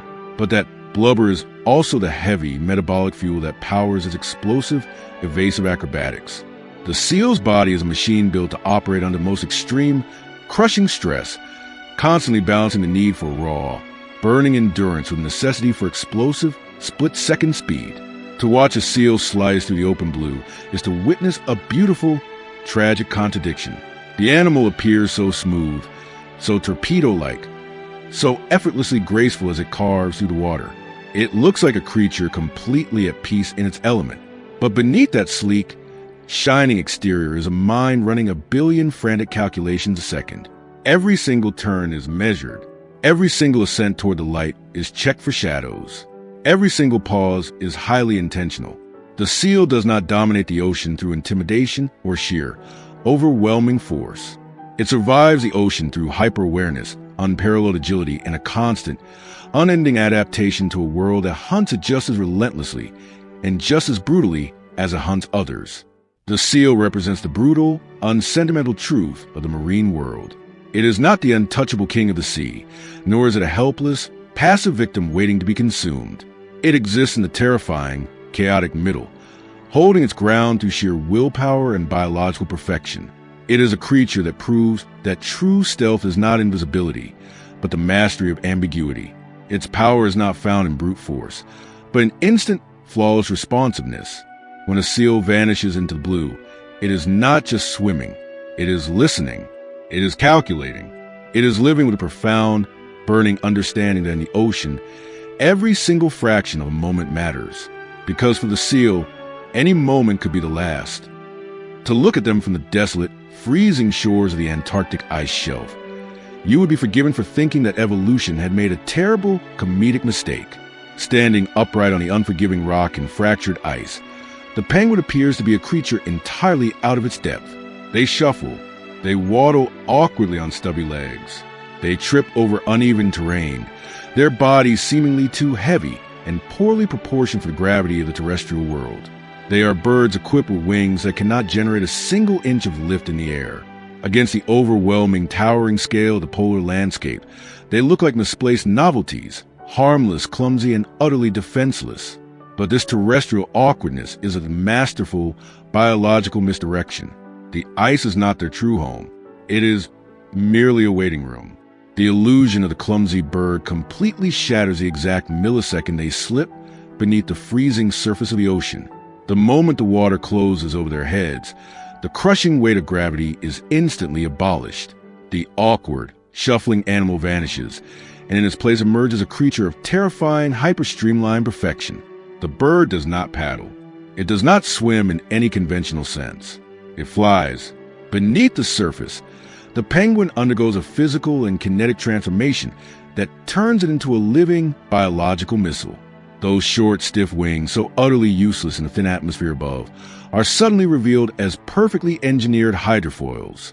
Driven by incredibly massive, dense pectoral muscles that account for a huge percentage of their total body weight, the penguin slices through the heavy, dense medium of the ocean with devastating power. Unlike a fish, which generates forward momentum by sweeping its tail from side to side, the penguin generates thrust on both the downward and the upward stroke of its wings. It is a continuous, unbroken engine of aquatic acceleration. The physics of their movement are flawless. The penguin's body is a masterclass in hydrodynamic design, sculpted into a perfectly smooth, teardrop-shaped torpedo that narrows elegantly toward the tail to eliminate wake and drag. But their true genius lies in their plumage. A penguin is covered in the most densely packed feathers of any bird on Earth. These feathers are stiff, heavily oiled, and overlap each other like the interlocking scales of medieval armor.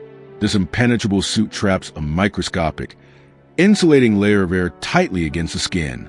When a penguin accelerates to strike speed, the pressure causes tiny, microscopic bubbles of this trapped air to bleed out from the feathers. This creates a highly lubricated, gaseous sheath that coats the entire body of the bird. It is a phenomenon known as air lubrication, and it drastically reduces the friction between the penguin's body and the surrounding ocean. Trailing a shimmering, silvery slipstream of bubbles, the penguin is literally rocketing to the water inside a self-generated vacuum of air.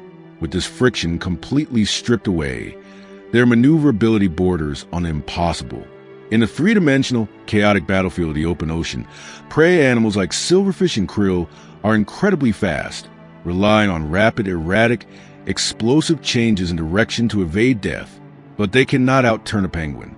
The bird uses its tail and its web feet as a highly responsive rudder system. It can bank at impossible angles, execute violent barrel rolls, pivot within its own body length, and pursue a fleeing fish through a maze of sudden turns without ever losing a fraction of its momentum. Where a larger marine predator would overshoot a sharp turn, sliding wide on its own mass, the penguin stays locked onto its target with the relentless precision of a heat-seeking weapon. However, speed and agility alone are not enough to sustain a colony of millions. If a single penguin were to chase a massive, swirling school of fish across the open ocean, the sheer chaos of the bait ball would overwhelm it. The fish would scatter in 10,000 different directions, diluting the predator's focus and burning to the penguin's vital energy reserves. Therefore, penguins do not hunt as isolated assassins. They operate as a highly organized, tactical strike force. When they target a dense school of fish, the penguins form a loose, dynamic wolf pack. They do not communicate with barks or calls. Sound in the chaos of a hunt is unnecessary. Instead, they operate on a fluid, almost telepathic level of visual coordination. They assault the school from multiple angles simultaneously. A vanguard of birds will dive deep beneath the bait ball, flashing their white bellies to drive the panicked fish upward toward the surface. Simultaneously, birds on the flanks sweep inward, tightening the perimeter. They are deliberately compressing the physical space the prey has to maneuver within. They herd the school, forcing it into a tight, swirling, terrified mass. As the fish pack closer together, their ability to evade vanishes. The panic amplifies. Fish begin to collide. Their erratic escape vectors cancel each other out. And in that manufactured chaos, the pack strikes. The penguins streak through the concentrated bait ball, snapping their sharp, hook beaks left and right, exploiting the confusion they have engineered. This cooperative warfare is not rigid. It is entirely improvisational. If the school attempts to break left, the left flank of the penguin pack surges forward to plug the gap. Every individual bird is constantly reading the shifting geometry of the prey and the positioning of its fellow hunters, adjusting its own trajectory in real time. By sharing the energetic cost of herding and trapping the prey, every single penguin in the pack drastically increases its caloric return while minimizing the energy it has to expend. And conserving energy is the absolute razor-thin line between life and death for a penguin. They exist in a perpetual state of thermal warfare. The waters of the polar oceans are lethally cold, constantly attempting to violently strip the heat from the bird's body. While their dense blubber and air-trapped feathers provide incredible insulation, every second spent submerged is a ticking clock of thermal loss. The penguin must perfectly balance the equation of survival. It must stay in the freezing water long enough to hunt and consume enough calories to survive, but must exit the water before the deep, bone-crushing cold induces hypothermia. This thermal pressure is compounded by the immense physiological stress of deep water diving. To pursue prey into the crushing depths, the penguin pushes its biology to absolute extremes.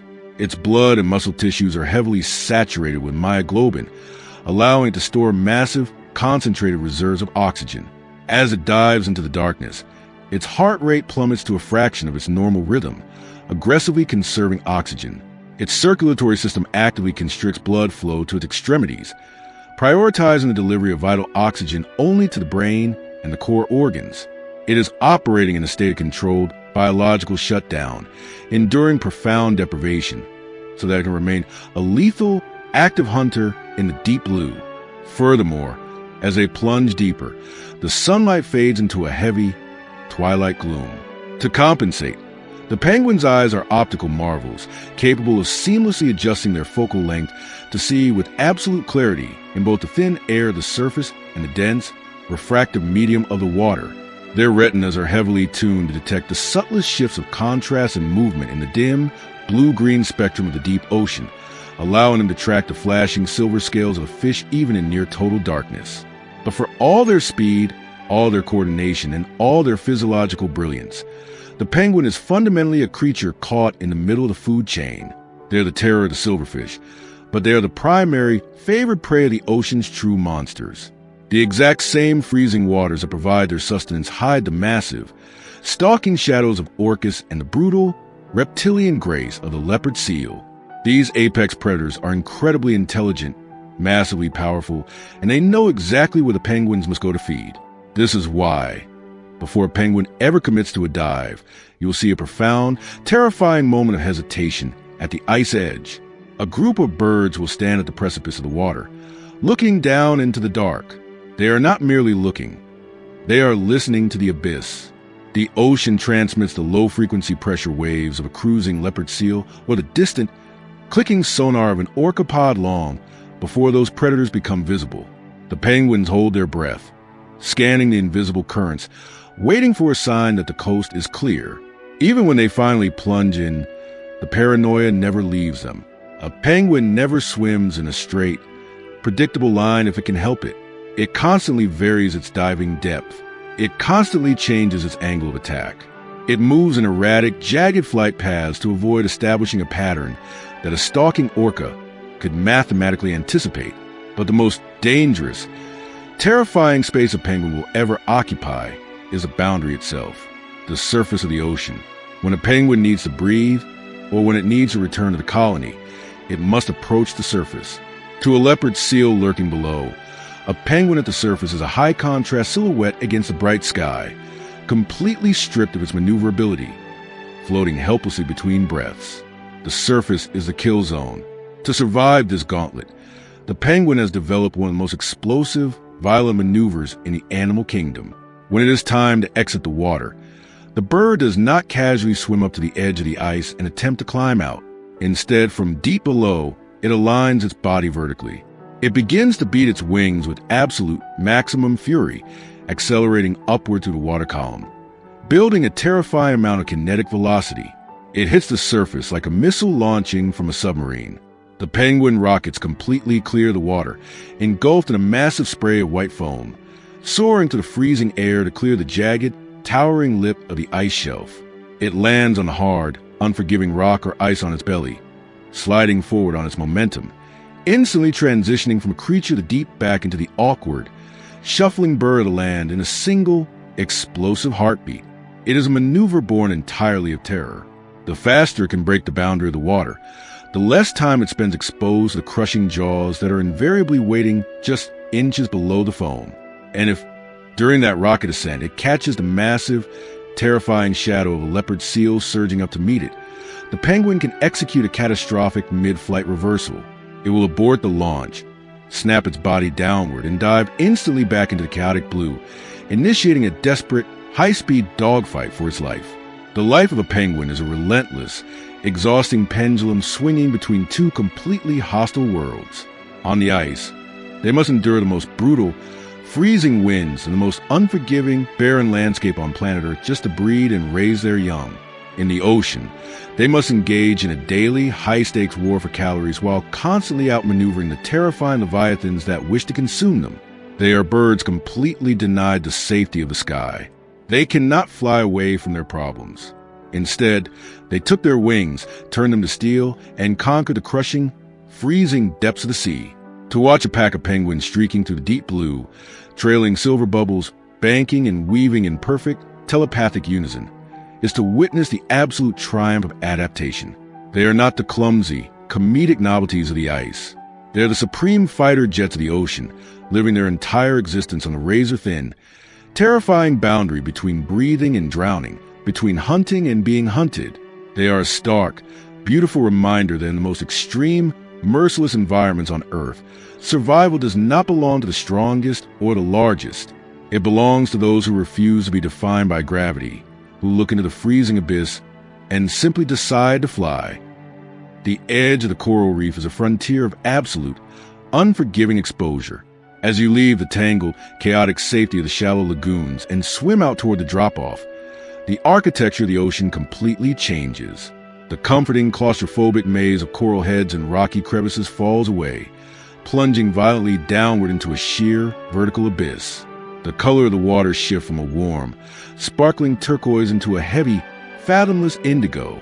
This is the reef wall. It is a vast, open theater where the shadows stretch for miles, and there is absolutely nowhere left to hide. In this open blue void, movement is a liability. To swim openly along the face of the drop-off is to broadcast your exact position to every predator cruising the deep water. The small, the weak, and the timid hug the coral wall, pressing their bellies against the rock, darting nervously from one narrow crack to the next. In this environment, you only swim in the open if you possess blinding, untouchable speed, or if you possess something far more terrifying, absolute, unshakable confidence. Out of the deep blue haze, a shadow begins to materialize. It does not dart. It does not hug the reef wall. It glides directly through the open water column, charting a slow, deliberate course parallel to the abyss. As the massive silhouette resolves into focus, the initial reaction is almost always one profound confusion. Against the sleek, aerodynamic lethality of the reef sharks and the jagged, aggressive profiles of the barracudas, this creature looks like a profound, comedic mistake of evolution. It is a behemoth, growing up to 6 feet in length and weighing over 400 pounds, but its features seem entirely absurd. It possesses a bulbous, fleshy hump protruding massively from its forehead. Its body is draped in an intricate, psychedelic maze of electric blue and neon green lines, and dominating its face is a pair of preposterously thick, protruding lips that give it the permanent, comical expression of a bored aristocrat. This is a Napoleon fish, also known as the humphead wrasse. It looks like a cartoon character that has somehow wandered onto a battlefield. It appears slow, clumsy, and utterly devoid of aggressive intent. That assumption is the most dangerous miscalculation on the reef. Beneath this goofy, brightly colored exterior lies a biological demolition machine. The Napoleon fish is not a joke. It is the undisputed, heavy-armored tank of the coral ecosystem, possessing a weapon so devastating that it can effortlessly consume the very creatures that everything else in the ocean is terrified to even touch. To understand the true nature of this giant, you must look beyond the lips and examine the underlying architecture of its skull. The Napoleon fish does not engage in high-speed chases. It does not need outmaneuver a fleeing silverfish.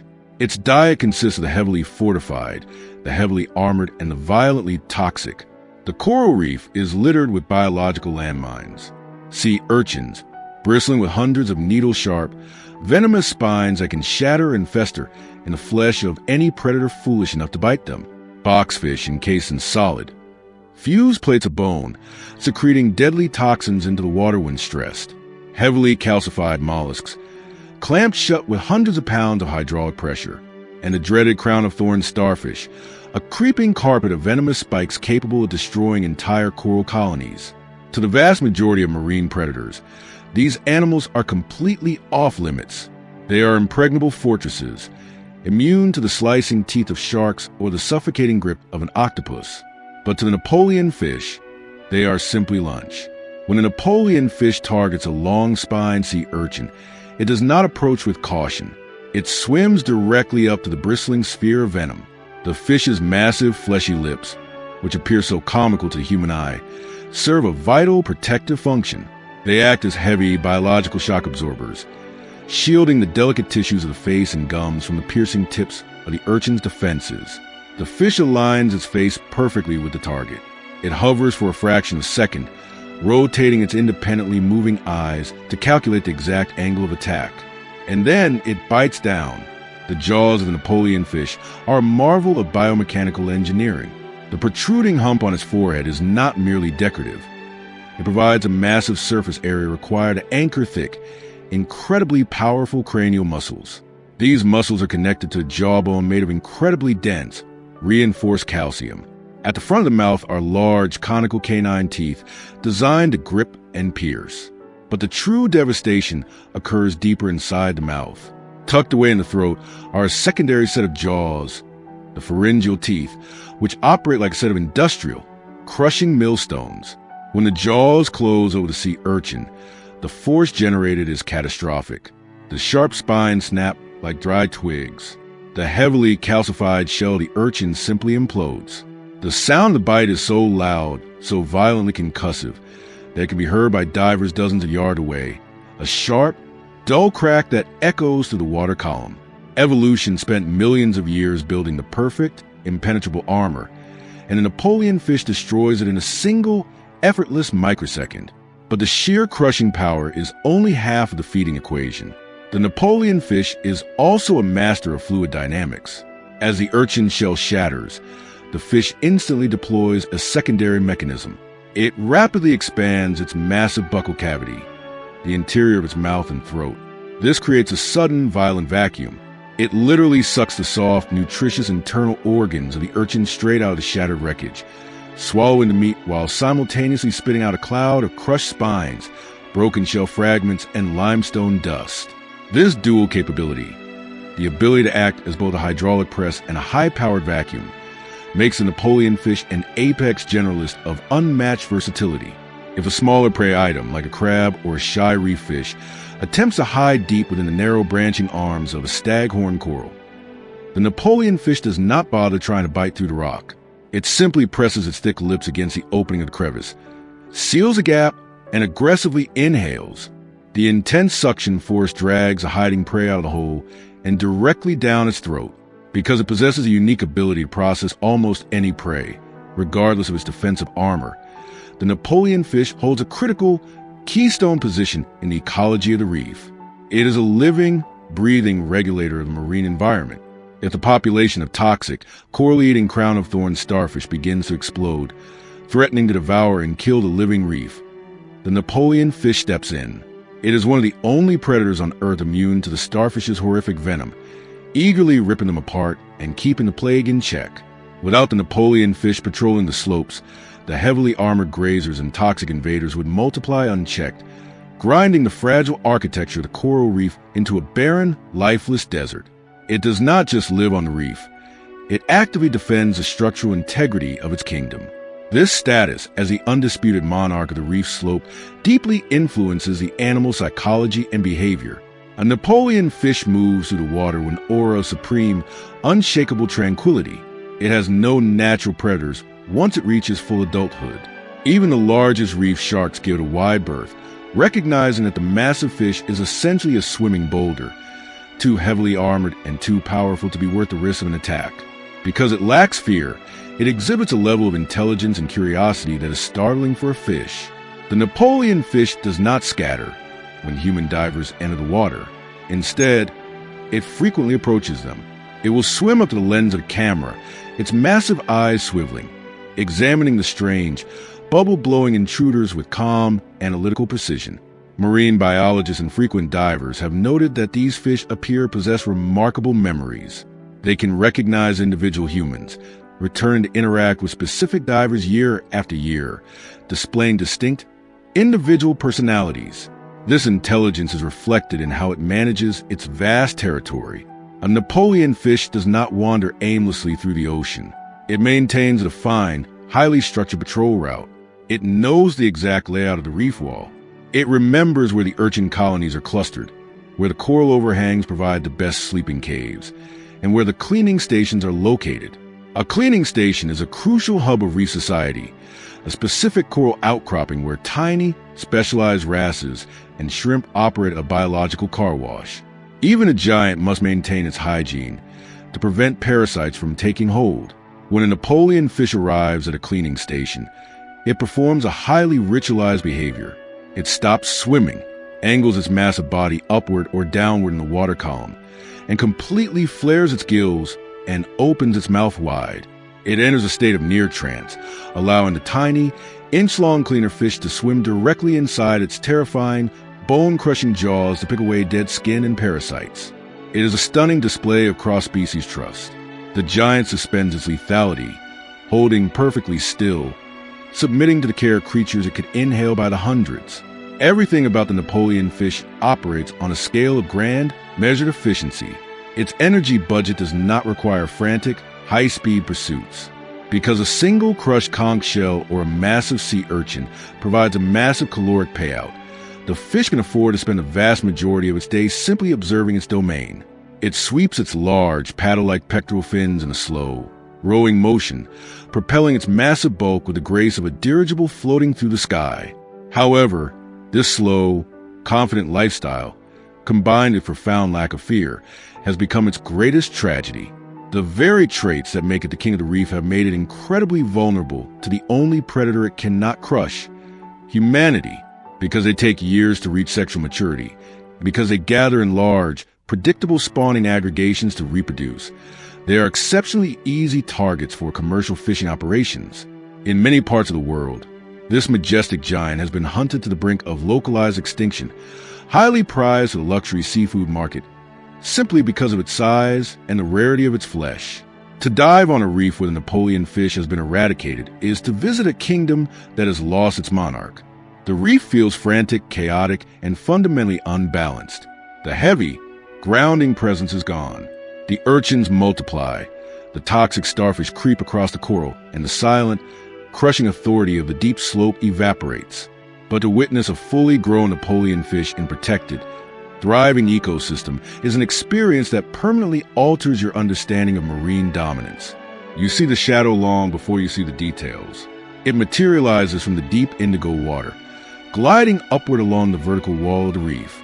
The intricate, maze-like patterns of blue and green catch the filtered sunlight, shimmering like an ancient, living mosaic. The preposterous, fleshy lips protrude forward. The massive, bulging forehead cuts through the current. It does not hurry. It does not flinch at the sight of you. It simply turns its large, constantly moving eye toward you, assesses your presence, and continues on its patrol. It reminds us that true power does not always manifest as a sleek, terrifying profile or a mouth full of razor-sharp teeth. Sometimes, power looks completely absurd. Sometimes, danger hides behind the illusion of a slow, clumsy giant. The Napoleon fish dominates the ocean not through speed and not through venom, but through the overwhelming application of specialized, crushing force.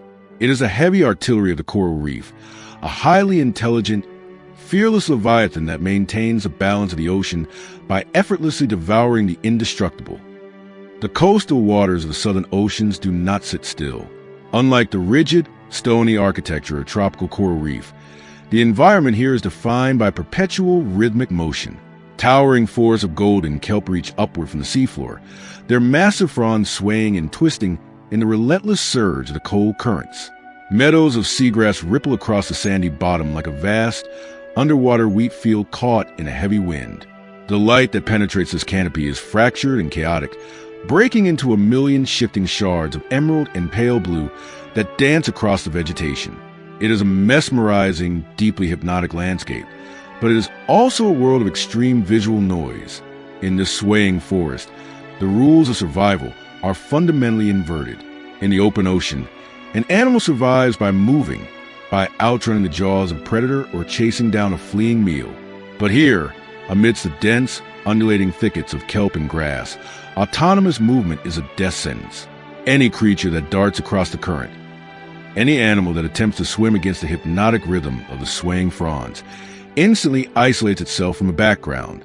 It becomes a focal point. It becomes prey. To survive in the kelp forest, you cannot simply hide behind the vegetation.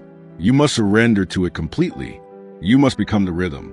Somewhere within this dense, shifting tangle of green and gold, an absolute master of deception is drifting right in front of you.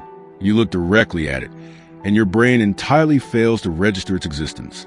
Your eyes slide over its shape, categorizing it as nothing more than a piece of torn seaweed, a fragment of detritus caught in the slow, sweeping breath of the tide.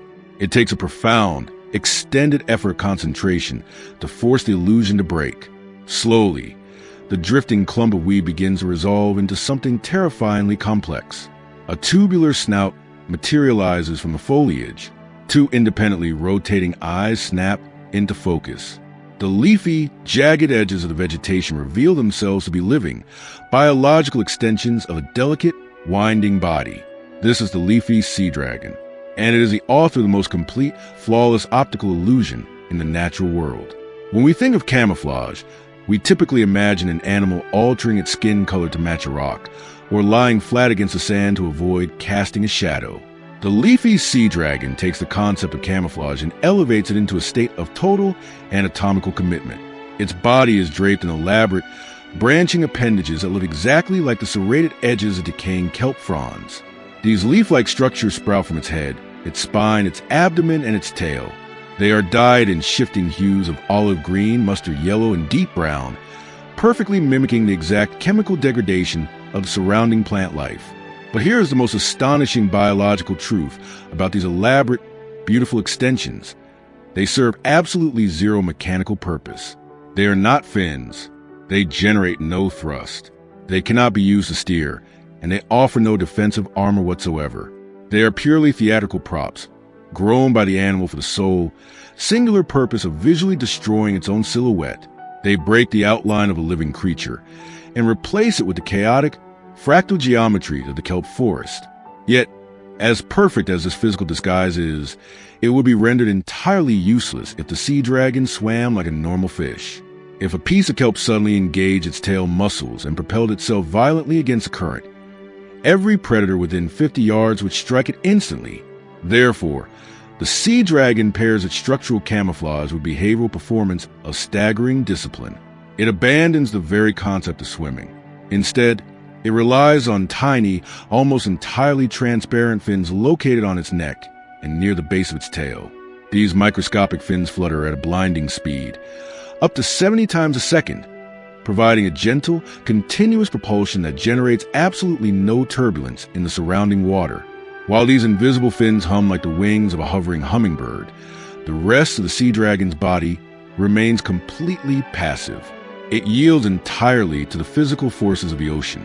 When the oceanic surge pushes the kelp forest to the left, the sea dragon allows itself to be pushed to the left. When the current slacks and the fronds bow downward, the sea dragon bows with them. It pitches, it rolls, and it drifts with the exact mathematical inertia of a lifeless piece of vegetation. This behavioral compliance creates a massive cognitive blind spot in the minds of other marine animals. Predators in this environment, snappers, wrasses, and small sharks, are visually wired to look for the specific movement signatures of biological life. They look for the rhythmic beating of a tail, the sudden dart of frightened fish, or a shape that contradicts the flow of the water. Because the sea dragon never violates the physical laws of the drifting kelp, the predator's brain simply refuses to classify it as an animal. It edits the sea dragon out of its perception entirely. The sea dragon does not defeat the predator with speed or venom. It defeats the predator by hacking its visual processing software. This extreme, uncompromising commitment to being ignored is not a choice. It is a desperate necessity. Beneath its elaborate leafy costume, the sea dragon is one of the most incredibly fragile organisms in the sea. It has no dense skeletal armor. It possesses no toxins. It has no teeth to bite with, no sharp spines to raise in defense, and it is entirely incapable of generating the burst speed required to flee from an attack. If its camouflage is breached, it is entirely, hopelessly defenseless. Its survival rate drops to 0. Because it is so profoundly vulnerable, its approach to hunting must be executed with the exact same level of invisible subtlety. The sea dragon is a micro-assassin. It sustains its life by hunting tiny, highly alert crustaceans, primarily swarms of misted shrimp that live among the seagrass blades. These tiny shrimp are hypervigilant, constantly twitching and scanning the water for the approach of hungry mouths. If they sense the pressure wave of an approaching fish, they will snap their tails and vanish in a blur of motion. The sea dragon circumvents their paranoia by utilizing the very same camouflage that protects it from the sharks. As it hunts, it does not stalk the shrimp. It simply allows the current to carry it, tumbling and swaying to the vegetation, edging closer and closer to the swarm of crustaceans. To the shrimp, the approaching shape registers as nothing more than a drifting leaf. There is no threat signature. There is no alarming vibration in the water column. The sea dragon literally infiltrates the prey's personal space by masquerading as a scenery. As it drifts into the lethal zone, the sea dragon's independent eyes lock onto a single target. These eyes are mounted on small turrets, capable of swiveling in completely different directions. This allows the sea dragon to scan the water for food without ever moving its head, a vital adaptation, as turning its head would break the illusion of being a lifeless leaf. Once the target is selected, the sea dragon aligns its long, rigid, tubular snout. It does not coil. It does not flinch. It waits for the precise moment when the prey drifts within a fraction of an inch of its mouth. Then the micro-assassin strikes. Operating on the exact same hydraulic principles as a seahorse, the sea dragon utilizes an incredibly specialized high-speed suction mechanism. Muscles in its throat and the floor of its jaw expand violently in a fraction of a millisecond. This creates an instantaneous, catastrophic drop in water pressure at the very tip of its snout. The water collapses inward, generating a localized vacuum that pulls the misted shrimp into the sea dragon's mouth with unstoppable force. The strike is so unbelievably fast, and the volume of water displaced is so incredibly small that it creates absolutely no ripple effect in the surrounding environment. To the shrimp swimming right next to the victim, there is no sound, no shockwave, no warning whatsoever. One member of the swarm simply ceases to exist, vanishing into the tip of the drifting leaf. Because the sea dragon lacks a true stomach, it cannot gorge itself and rest. Its digestive system is a simple, straight tube, meaning it must extract nutrients on the fly. To fuel its hovering fins and maintain its life, it must hunt continuously, inhaling thousands of tiny crustaceans every single day. It is a life of perpetual, meticulous motion, an endless, rhythmic dance to the kelp, punctuated by thousands of invisible, microscopic executions. This highly specialized lifestyle exacts a heavy evolutionary toll. The leafy sea dragon has traded all of its biological flexibility for absolute perfection within a single, narrow niche. It is a hostage to its own habitat. A great white shark can swim across entire oceans. A tiger shark can adapt to murky harbors, deep drop-offs, and shallow sandbars. But the leafy sea dragon is inextricably, fatally bound to specific kelp forests and seagrass meadows of the southern Australian coast. Its entire existence is predicated on the visual complexity of this exact environment. If you take a sea dragon out of the kelp and place it over a barren, sandy seafloor or a bleached coral reef, its brilliant camouflage instantly becomes a neon sign. Without the swaying fronds to mimic, it is just a slow, awkwardly shaped, highly visible meal. This intense reliance on the habitat makes the leafy sea dragon a living, breathing barometer for the health of the coastal ecosystem. They are incredibly sensitive to changes in water quality, temperature, and industrial runoff. When human activity degrades a coastline, when pollution clouds the water, or when warming oceans cause the great kelp forests to wither and die, the sea dragons are the very first casualties. They cannot migrate to new environments. They cannot change their hunting tactics. When their leafy stage collapses, their performance ends permanently. Even the act of reproduction is a delicate, highly precarious undertaking that must be executed without shattering their invisible cloak, like their seahorse cousins. It is the male leafy sea dragon who bears the burden of pregnancy. However, unlike the seahorse, the sea dragon does not possess an enclosed, protective brood pouch. Instead, the underside of the male's tail becomes soft and spongy during the mating season. In a brief, deeply hidden courtship dance, the female presses her body against the male and transfers over 200 bright pink eggs directly onto the specialized tissue of his tail. The eggs embed themselves into spongy flesh, fusing with his circulatory system to receive vital oxygen. For the next 8 weeks, the male drifts through the kelp, carrying the heavy, exposed clutch of eggs on the outside of the body. He must remain more deeply hidden than ever, avoiding the slightest scrape against the rocks. Swaying gently in the shadows until the eggs hatch and the miniature, perfectly formed dragons are swept away into the current, completely on their own from the exact second of their birth. To encounter a leafy sea dragon in the wild is a rare, almost spiritual experience. It challenges every preconceived notion we harbor about what it means to be a successful predator. We are conditioned by nature documentaries to respect the jaw, the claw, the venom, and the chase.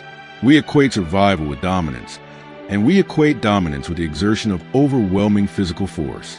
The leafy sea dragon completely rejects this philosophy. It proves that there is an alternative path to evolutionary triumph.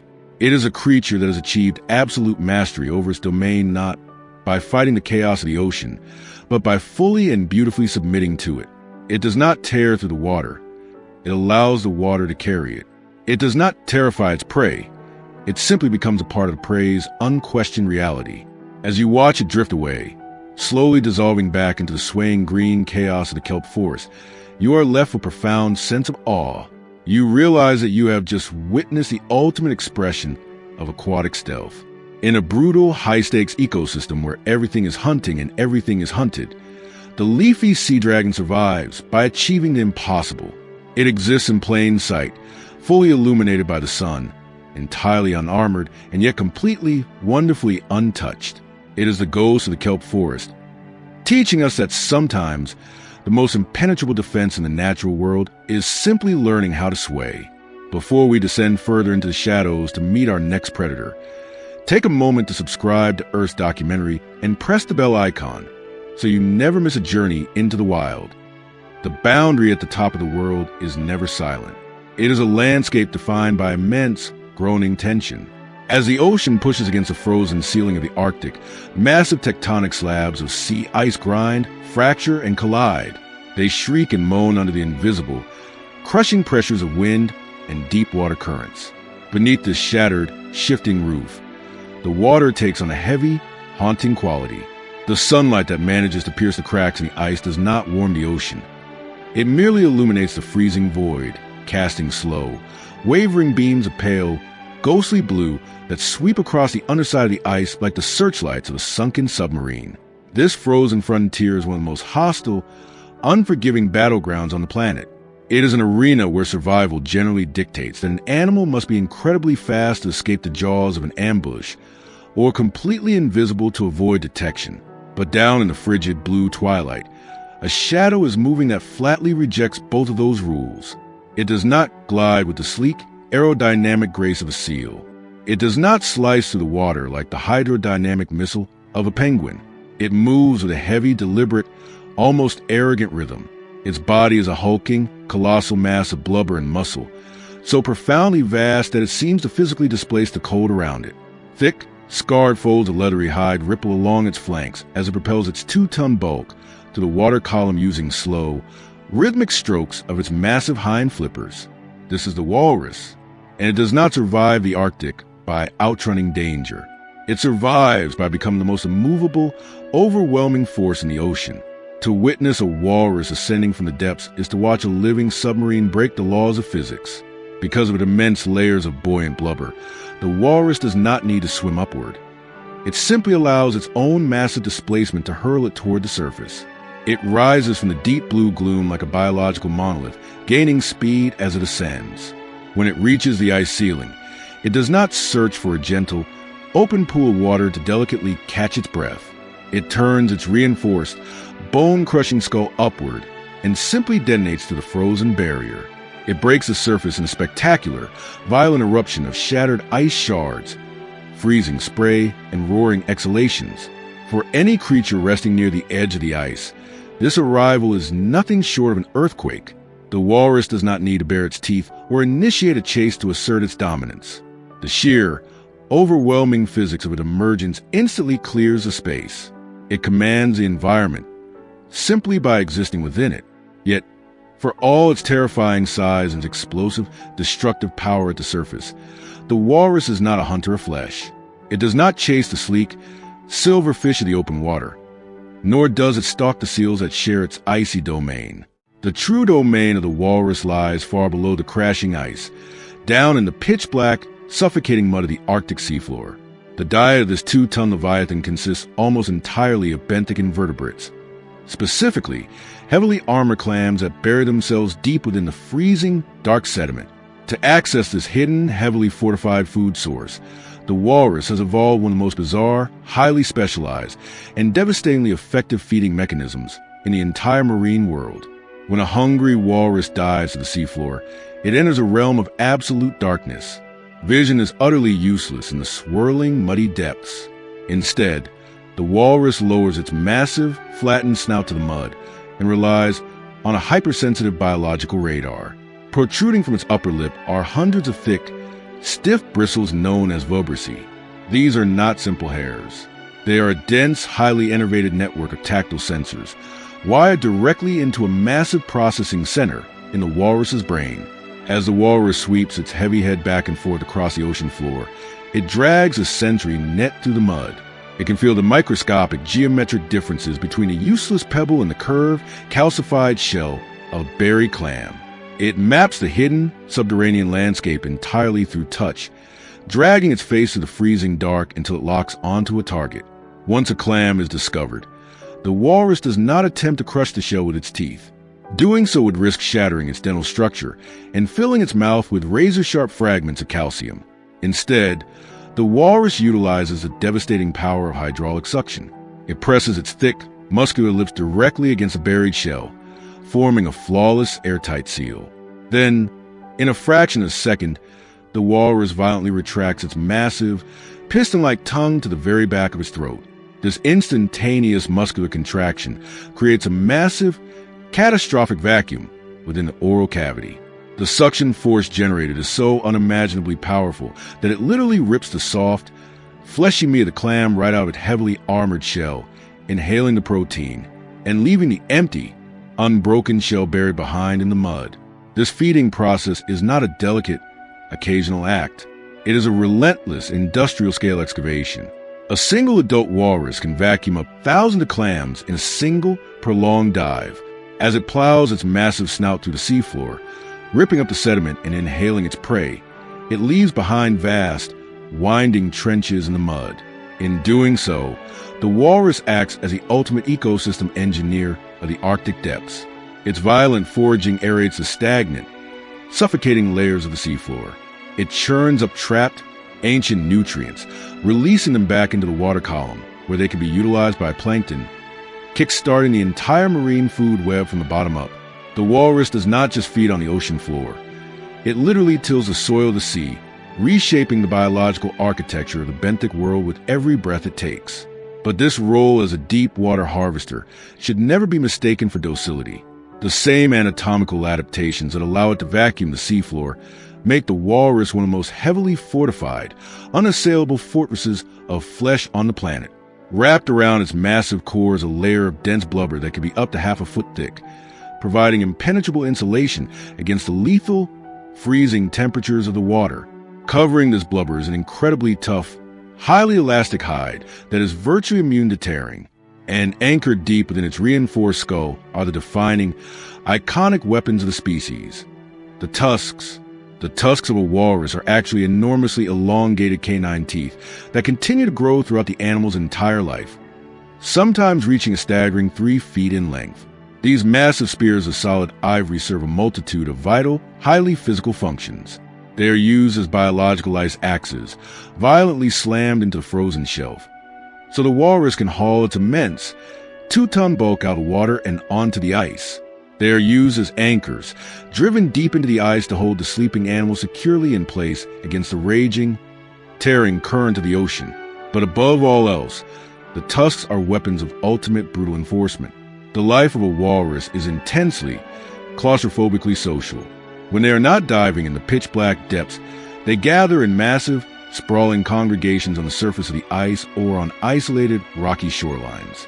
These haul-outs can consist of hundreds, sometimes tens of thousands of individuals, packed so tightly together that the ice beneath them literally sags under the collective, crushing weight of their bodies.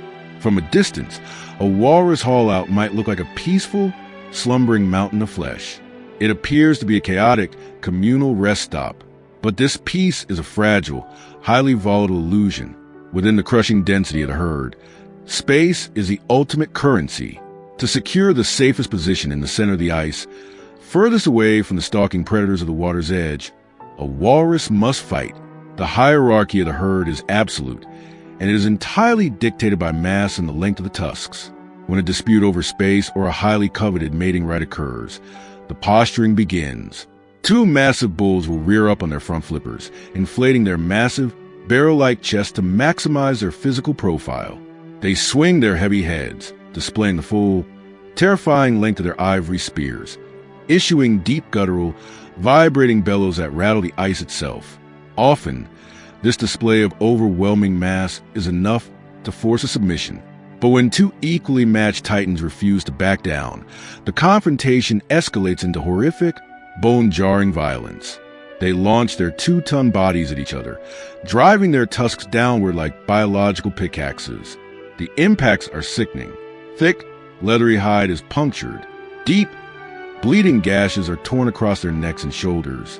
Blood splatters across the pristine, white ice as the leviathans wrestle, using their immense weight to physically crush their opponent against the frozen ground. The combat is short, exhausting, and incredibly brutal, ending only when one animal is physically overwhelmed and forced to drag its bleeding body to the vulnerable fringes of the herd. This constant, underlying threat of violence is a necessary, calculated reality. The walrus understands that safety only exists in numbers, but numbers inevitably breed conflict. And they desperately need the safety of the herd, because despite their impenetrable armor and their lethal tusks, they share the ice with the undisputed, apex terrestrial killer of the Arctic, the polar bear. The dynamic between the polar bear and the walrus is a high-stakes game of psychological warfare and heavy artillery. A fully grown, starving polar bear is an engine of pure, predatory destruction, capable of crushing the skull of the seal with a single swipe of its paw. But when a bear looks at an adult walrus, the mathematics of the hunt completely change. A mature walrus weighs roughly 3 times as much as the largest polar bear. Its skin is too thick to be easily eviscerated by claws. Its blubber is too deep to allow a fatal bite to the throat, and a single, upward thrust of its 3-foot tusks can instantly impale and kill an attacking bear. The polar bear knows this. It respects the geometry of the walrus. Therefore, a bear rarely initiates a direct, frontal assault on a healthy adult. Instead, it plays a terrifying game of patience. The bear will stalk the perimeter of the haul-out, moving slowly, deliberately testing the nerves of the herd. It is looking for a moment of panic. It is hoping to incite a stampede, waiting for the massive animals to desperately surge toward the water, hoping that in the crushing, violent chaos of the retreat, a vulnerable calf will be crushed or separated from its mother. The walrus herd counters this by pressing tightly together, presenting an impenetrable, bristling wall of flesh and ivory that the bear simply cannot mathematically overcome. It is a standoff defined not by high-speed chases, but by the heavy, silent tension of mass against mass. Yet, the greatest threat to the walrus does not possess claws or teeth or hunting strategies. The greatest threat is the very atmosphere itself. The walrus is an animal built for the extreme, lethal cold. Its massive layer of insulating blubber is an evolutionary masterpiece, allowing it to rest comfortably in water that would freeze human blood in seconds. But this incredible thermal armor comes with a devastating design flaw. A walrus cannot sweat. It cannot easily shed heat. When a walrus hauls its massive body out of the freezing ocean and onto land or ice, it runs the immediate, lethal risk of overheating, even in the freezing air of the Arctic.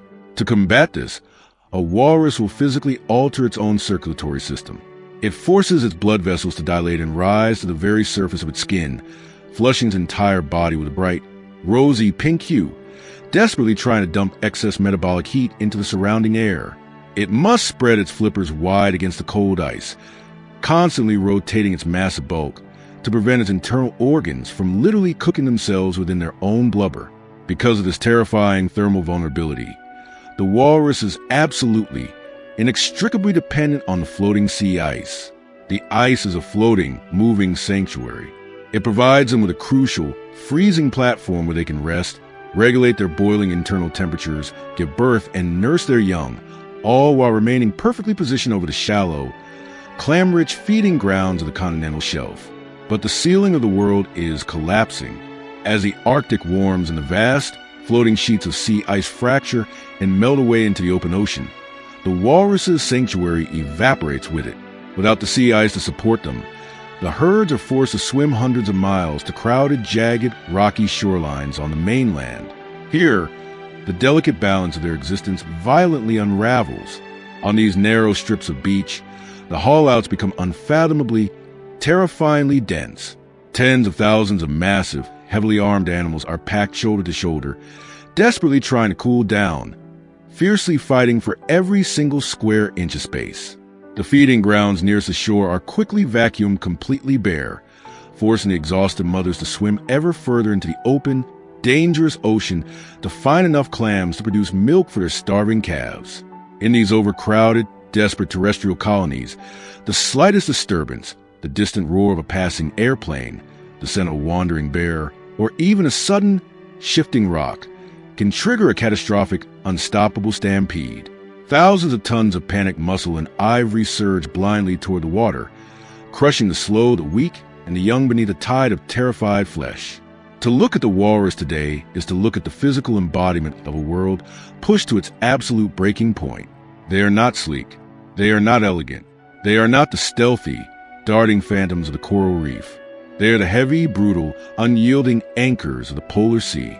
They are the living tractors that plow the abyssal dark, the gladiators that stain the ice with blood, and the heavily armored fortresses that force the greatest predators on Earth to look the other way. To witness a walrus resting on a solitary, floating slab of ice is to experience a profound, heavy awe. It lies there, an absolute mountain of blubber and scarred leather, its massive tusks resting on the frost. Its eyes are closed, but its presence fills the entire horizon. It is an animal that does not apologize for the space it takes up. It does not hide. It does not flee.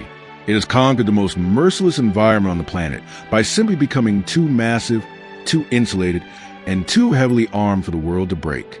It is a stark, powerful reminder that survival in the wild does not always belong to the invisible or the swift.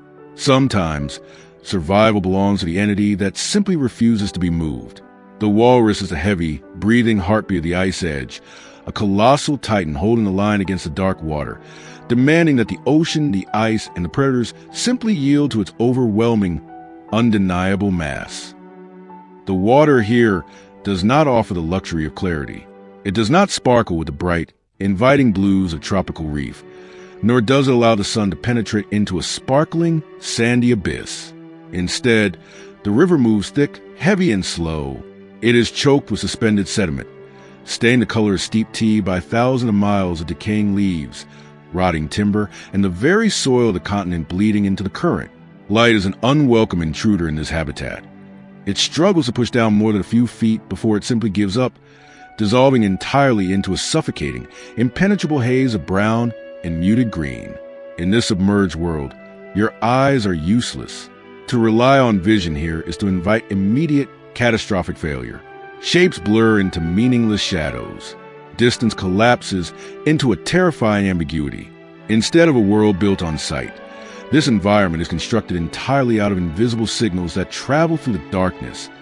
Signals that slide through the water like urgent whispers written in a language far older and far more honest than light.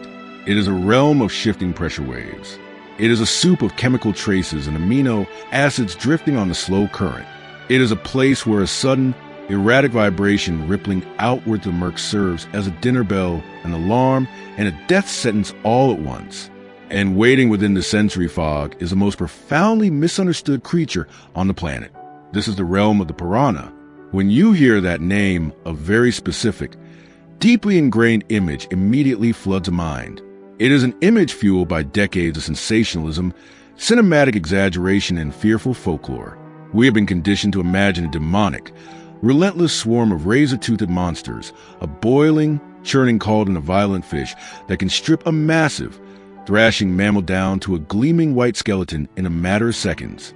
We picture a creature that exists in a state of perpetual, mindless rage, actively hunting anything that dares to touch the surface of the water, driven by a psychotic, unquenchable thirst for blood. Strip that legend away. Erase it completely. Because to truly understand the piranha, you must dismantle the Hollywood spectacle and rebuild the animal from the environment upward. The reality of the piranha is far more calculated, far more cautious, and in many ways, far more terrifying than the myth. For the vast majority of their lives, piranhas are not a frenzy of teeth. They are remarkably restrained, opportunistic, and surprisingly nervous animals. They do not roam the massive river systems as an aggressive, unstoppable army. They move in loose, cautious groups. The Amazon and its tributaries are impossibly vast, and the availability of food fluctuates wildly with the seasons. In a stable environment, where the water is high and the rivers are wide, engaging in reckless, explosive aggression would be an evolutionary death wish. It would burn through precious caloric reserves and expose the attacker to unnecessary risk. In these stable conditions, a piranha is a watcher. It is a scavenger. It is an animal that prefers to pick off the dead, the dying, and the hopelessly injured. It operates with a strict mathematical conservatism.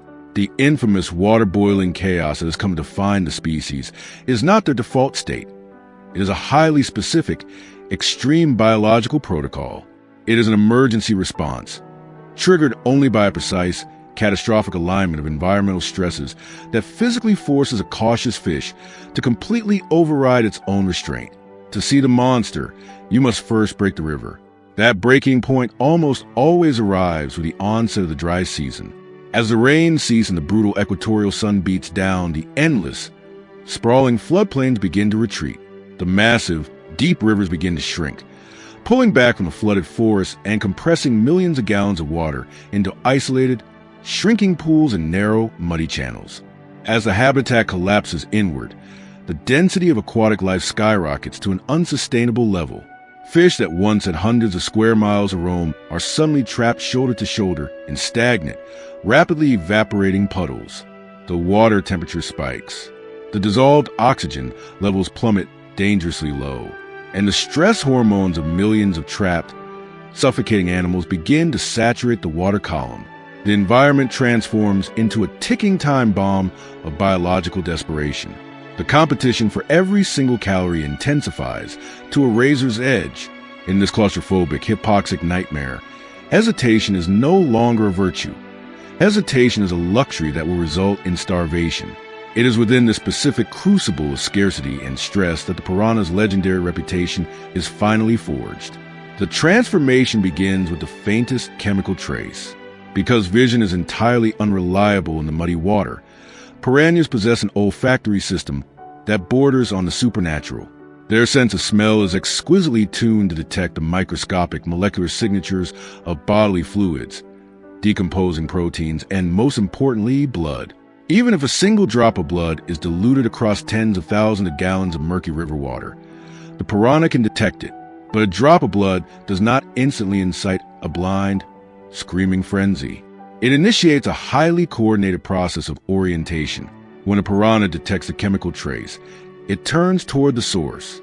It begins to swim up the invisible gradient of scent, closing the distance slowly, methodically. As it moves, other piranhas in the area detect the exact same signal. Dozens of individual fish, guided by the same chemical tether, begin to converge on a single point in the dark. As they draw closer, the second, and arguably more critical, sensory system comes online. The lateral line.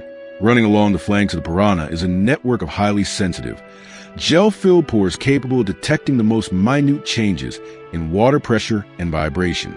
Through this lateral line, the piranha can literally feel the physical state of the creature bleeding in the dark. A healthy fish swims with a rhythmic, predictable, even pulse. Its tail beats in a smooth cadence, displacing the water with a steady hum. But a wounded animal does not swim smoothly. An injured, panicking creature thrashes. It struggles. Its movements are jagged, uneven, and desperate. It broadcasts an erratic, chaotic shockwave of pressure through the dense water. The piranha reads this turbulent signature perfectly. The lateral line provides the absolute, irrefutable confirmation of vulnerability. The chemical scent of blood told the piranha that food was nearby. The erratic vibration tells the piranha that the food is helpless.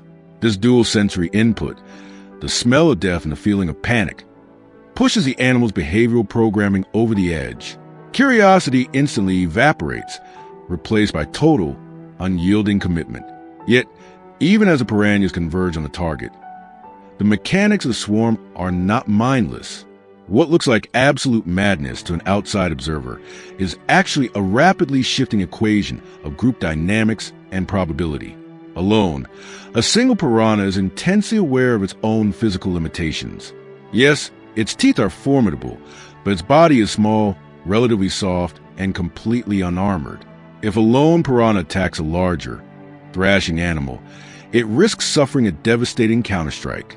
A single kick from a dying mammal or a violent thrash from a larger fish could shatter its spine. But when the group converges, that mathematical risk is instantly diluted. The first fish to strike takes the greatest gamble. It darts out a murk, delivering a lightning-fast, testing bite to an exposed fin or a soft underbelly. The moment that first bite lands, everything changes. The initial strike causes the prey to panic violently, thrashing harder and bleeding faster. The concentration of blood in the water spikes instantly. The erratic vibrations reach a fever pitch. This creates a massive biological feedback loop. The heightened signals in the water draw even more piranhas from the surrounding gloom. As the sheer number of attackers multiplies, the individual risk to each piranha drops to near zero. They are no longer single, vulnerable fish. They have become a localized force of nature. This is how the swarm illusion forms. When viewed from the surface, the water appears to instantaneously erupt into a boiling cauldron of silver flashes and red foam. It looks like an explosion of spontaneous, chaotic rage, but if you could slow time down and view it from beneath the surface, you would see a highly sequential, systematic escalation. One bite draws attention. The subsequent struggle generates more vibration. The vibration draws 10 more fish. 10 bites draw 50 more. The swarm feeds not because it has lost its mind, but because the environmental conditions have violently shifted, making speed and overwhelming numbers the most efficient, safest method of caloric extraction. At the center of this terrifying efficiency lies the ultimate tool of biological dismantling, the piranha's jaw. There's a profound misconception regarding the bite force of piranha. Many assume they possess the bone-crushing, overwhelming pressure of a shark or a crocodile, capable of snapping femurs and severing limbs in a single crunch. This is biologically inaccurate, and the truth is actually far more sinister. A piranha is not built to crush. It is built to surgically shear. If you examine the open mouth of piranha, you are looking at an anatomical marvel optimized for precision slicing. The teeth are triangular, razor-sharp, and completely interlocking. The upper teeth fit perfectly into the gaps of the lower teeth, creating an unbroken, continuous cutting edge that functions exactly like a pair of serrated, industrial shears.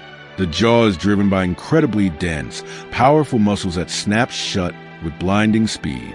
When a piranha bites into the flesh of an animal, it does not hold on and attempt to tear the prey apart through brute force. Instead, it bites down and instantly snaps its body sideways in a violent, twitching motion. The interlocking teeth effortlessly slice a perfectly clean, circular chunk of meat entirely free from the victim's body. The fish swallows a chunk whole, immediately turns away, and darts back into the chaotic swarm to make room for the next attacker. It is a mechanism of pure, localized amputation. A single bite can cleanly sever a tendon, disable a fin, or expose a vital artery. It is not the overwhelming, crushing power of a single jaw that kills the prey. It is a cumulative, overwhelming devastation of hundreds of perfectly executed, razor-sharp cuts delivered in rapid succession. The prey is not crushed to death. It is systematically, mathematically dismantled piece by piece. This shearing design is perfectly suited for a life of opportunistic feeding. Piranhas do not need to be massive enough to overpower a large animal outright. Because they can cleanly extract bite-sized pieces from a target of any size, they can feed on the bloated carcass of a drowned capybara just as easily as they can disable a wounded, thrashing catfish. And it is this exact capability that elevates the piranha from the status of a mere monster to one of the most vital, irreplaceable components of the Amazonian ecosystem. Ecologically, the piranha is the ultimate aquatic undertaker. In an environment as dense and biologically active as the Amazon basin, death is a constant, overwhelming reality. Thousands of animals drown, succumb to disease, or succumb to injuries every single day, their bodies washing into murky rivers. In the stifling heat of the jungle, a large, rotting carcass can rapidly become a massive biological hazard. Left alone, the decomposing flesh would spawn deadly bacteria, poison the surrounding water column, and trigger devastating outbreaks of disease that could wipe out entire populations of aquatic life. The piranha prevents this ecological collapse. When a carcass drifts into their territory, the swarm converges, utilizing their biological shears to rapidly, efficiently strip the dead meat from the bones. They are the supreme recyclers of the jungle, taking the dangerous, decaying biomass and instantly converting it back into living, moving energy within the food web. Furthermore, by actively targeting the injured, the weak, and the dying, they exert constant, purifying evolutionary pressure on the ecosystem. They cull the sick individuals from the herds and schools, indirectly ensuring the genetic strength and overall health of the populations they hunt. Their presence forces profound, underlying tension upon the entire river system. Animals that must cross the water learn to choose their crossing points and their timing with extreme, calculated care. Schools of smaller fish completely abandon certain stretches of the river when the water levels drop, knowing that the dense, shallow pools belong entirely to the shears.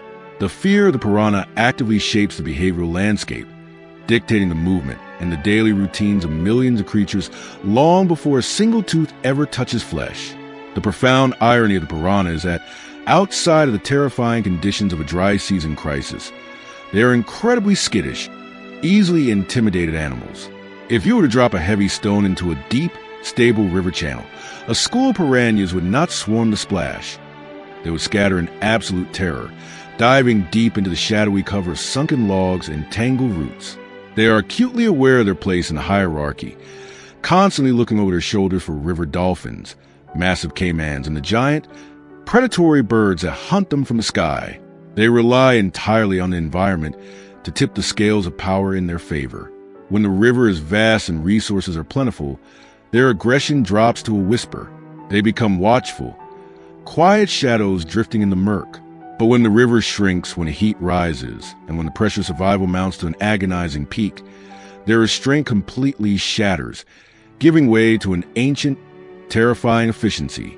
This conditional, environmentally triggered behavior is what makes the piranha so deeply fascinating and so tragically misunderstood. They are not mindless, unthinking killing machines locked into a single, permanent mode of hyperviolence. They are highly responsive, deeply adaptable organisms that continuously tune their behavior to seasonal rhythms, the water chemistry, and the shifting density of the world around them. The infamous blood-soaked spectacles that we fear are not acts of random, psychotic malice. They are adaptive, necessary responses to extreme environmental stress.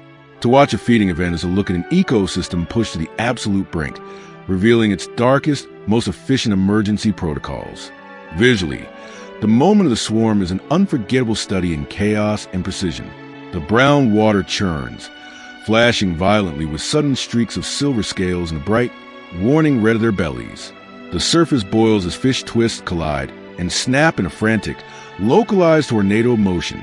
The sound of the water tearing, the frantic splashing, and the dull, rapid clicking of hundreds of jaws snapping shut creates a terrifying, aquatic cacophony.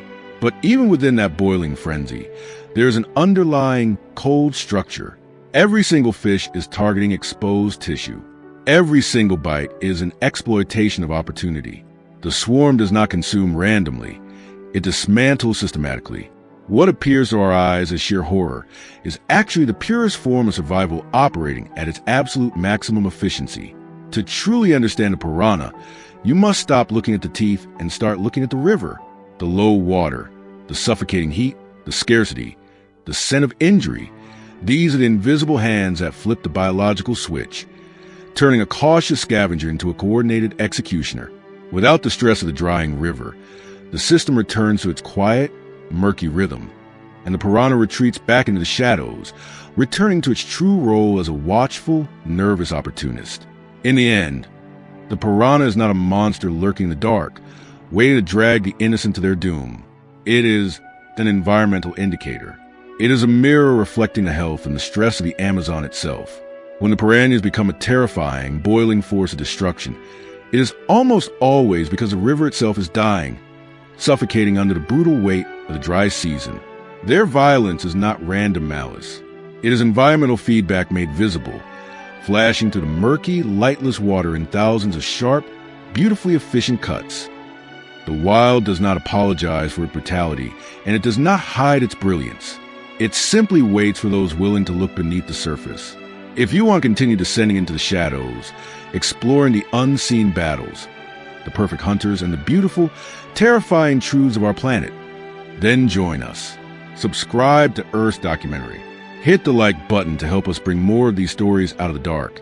And make sure the notification bell is on so you never miss an expedition into the unknown.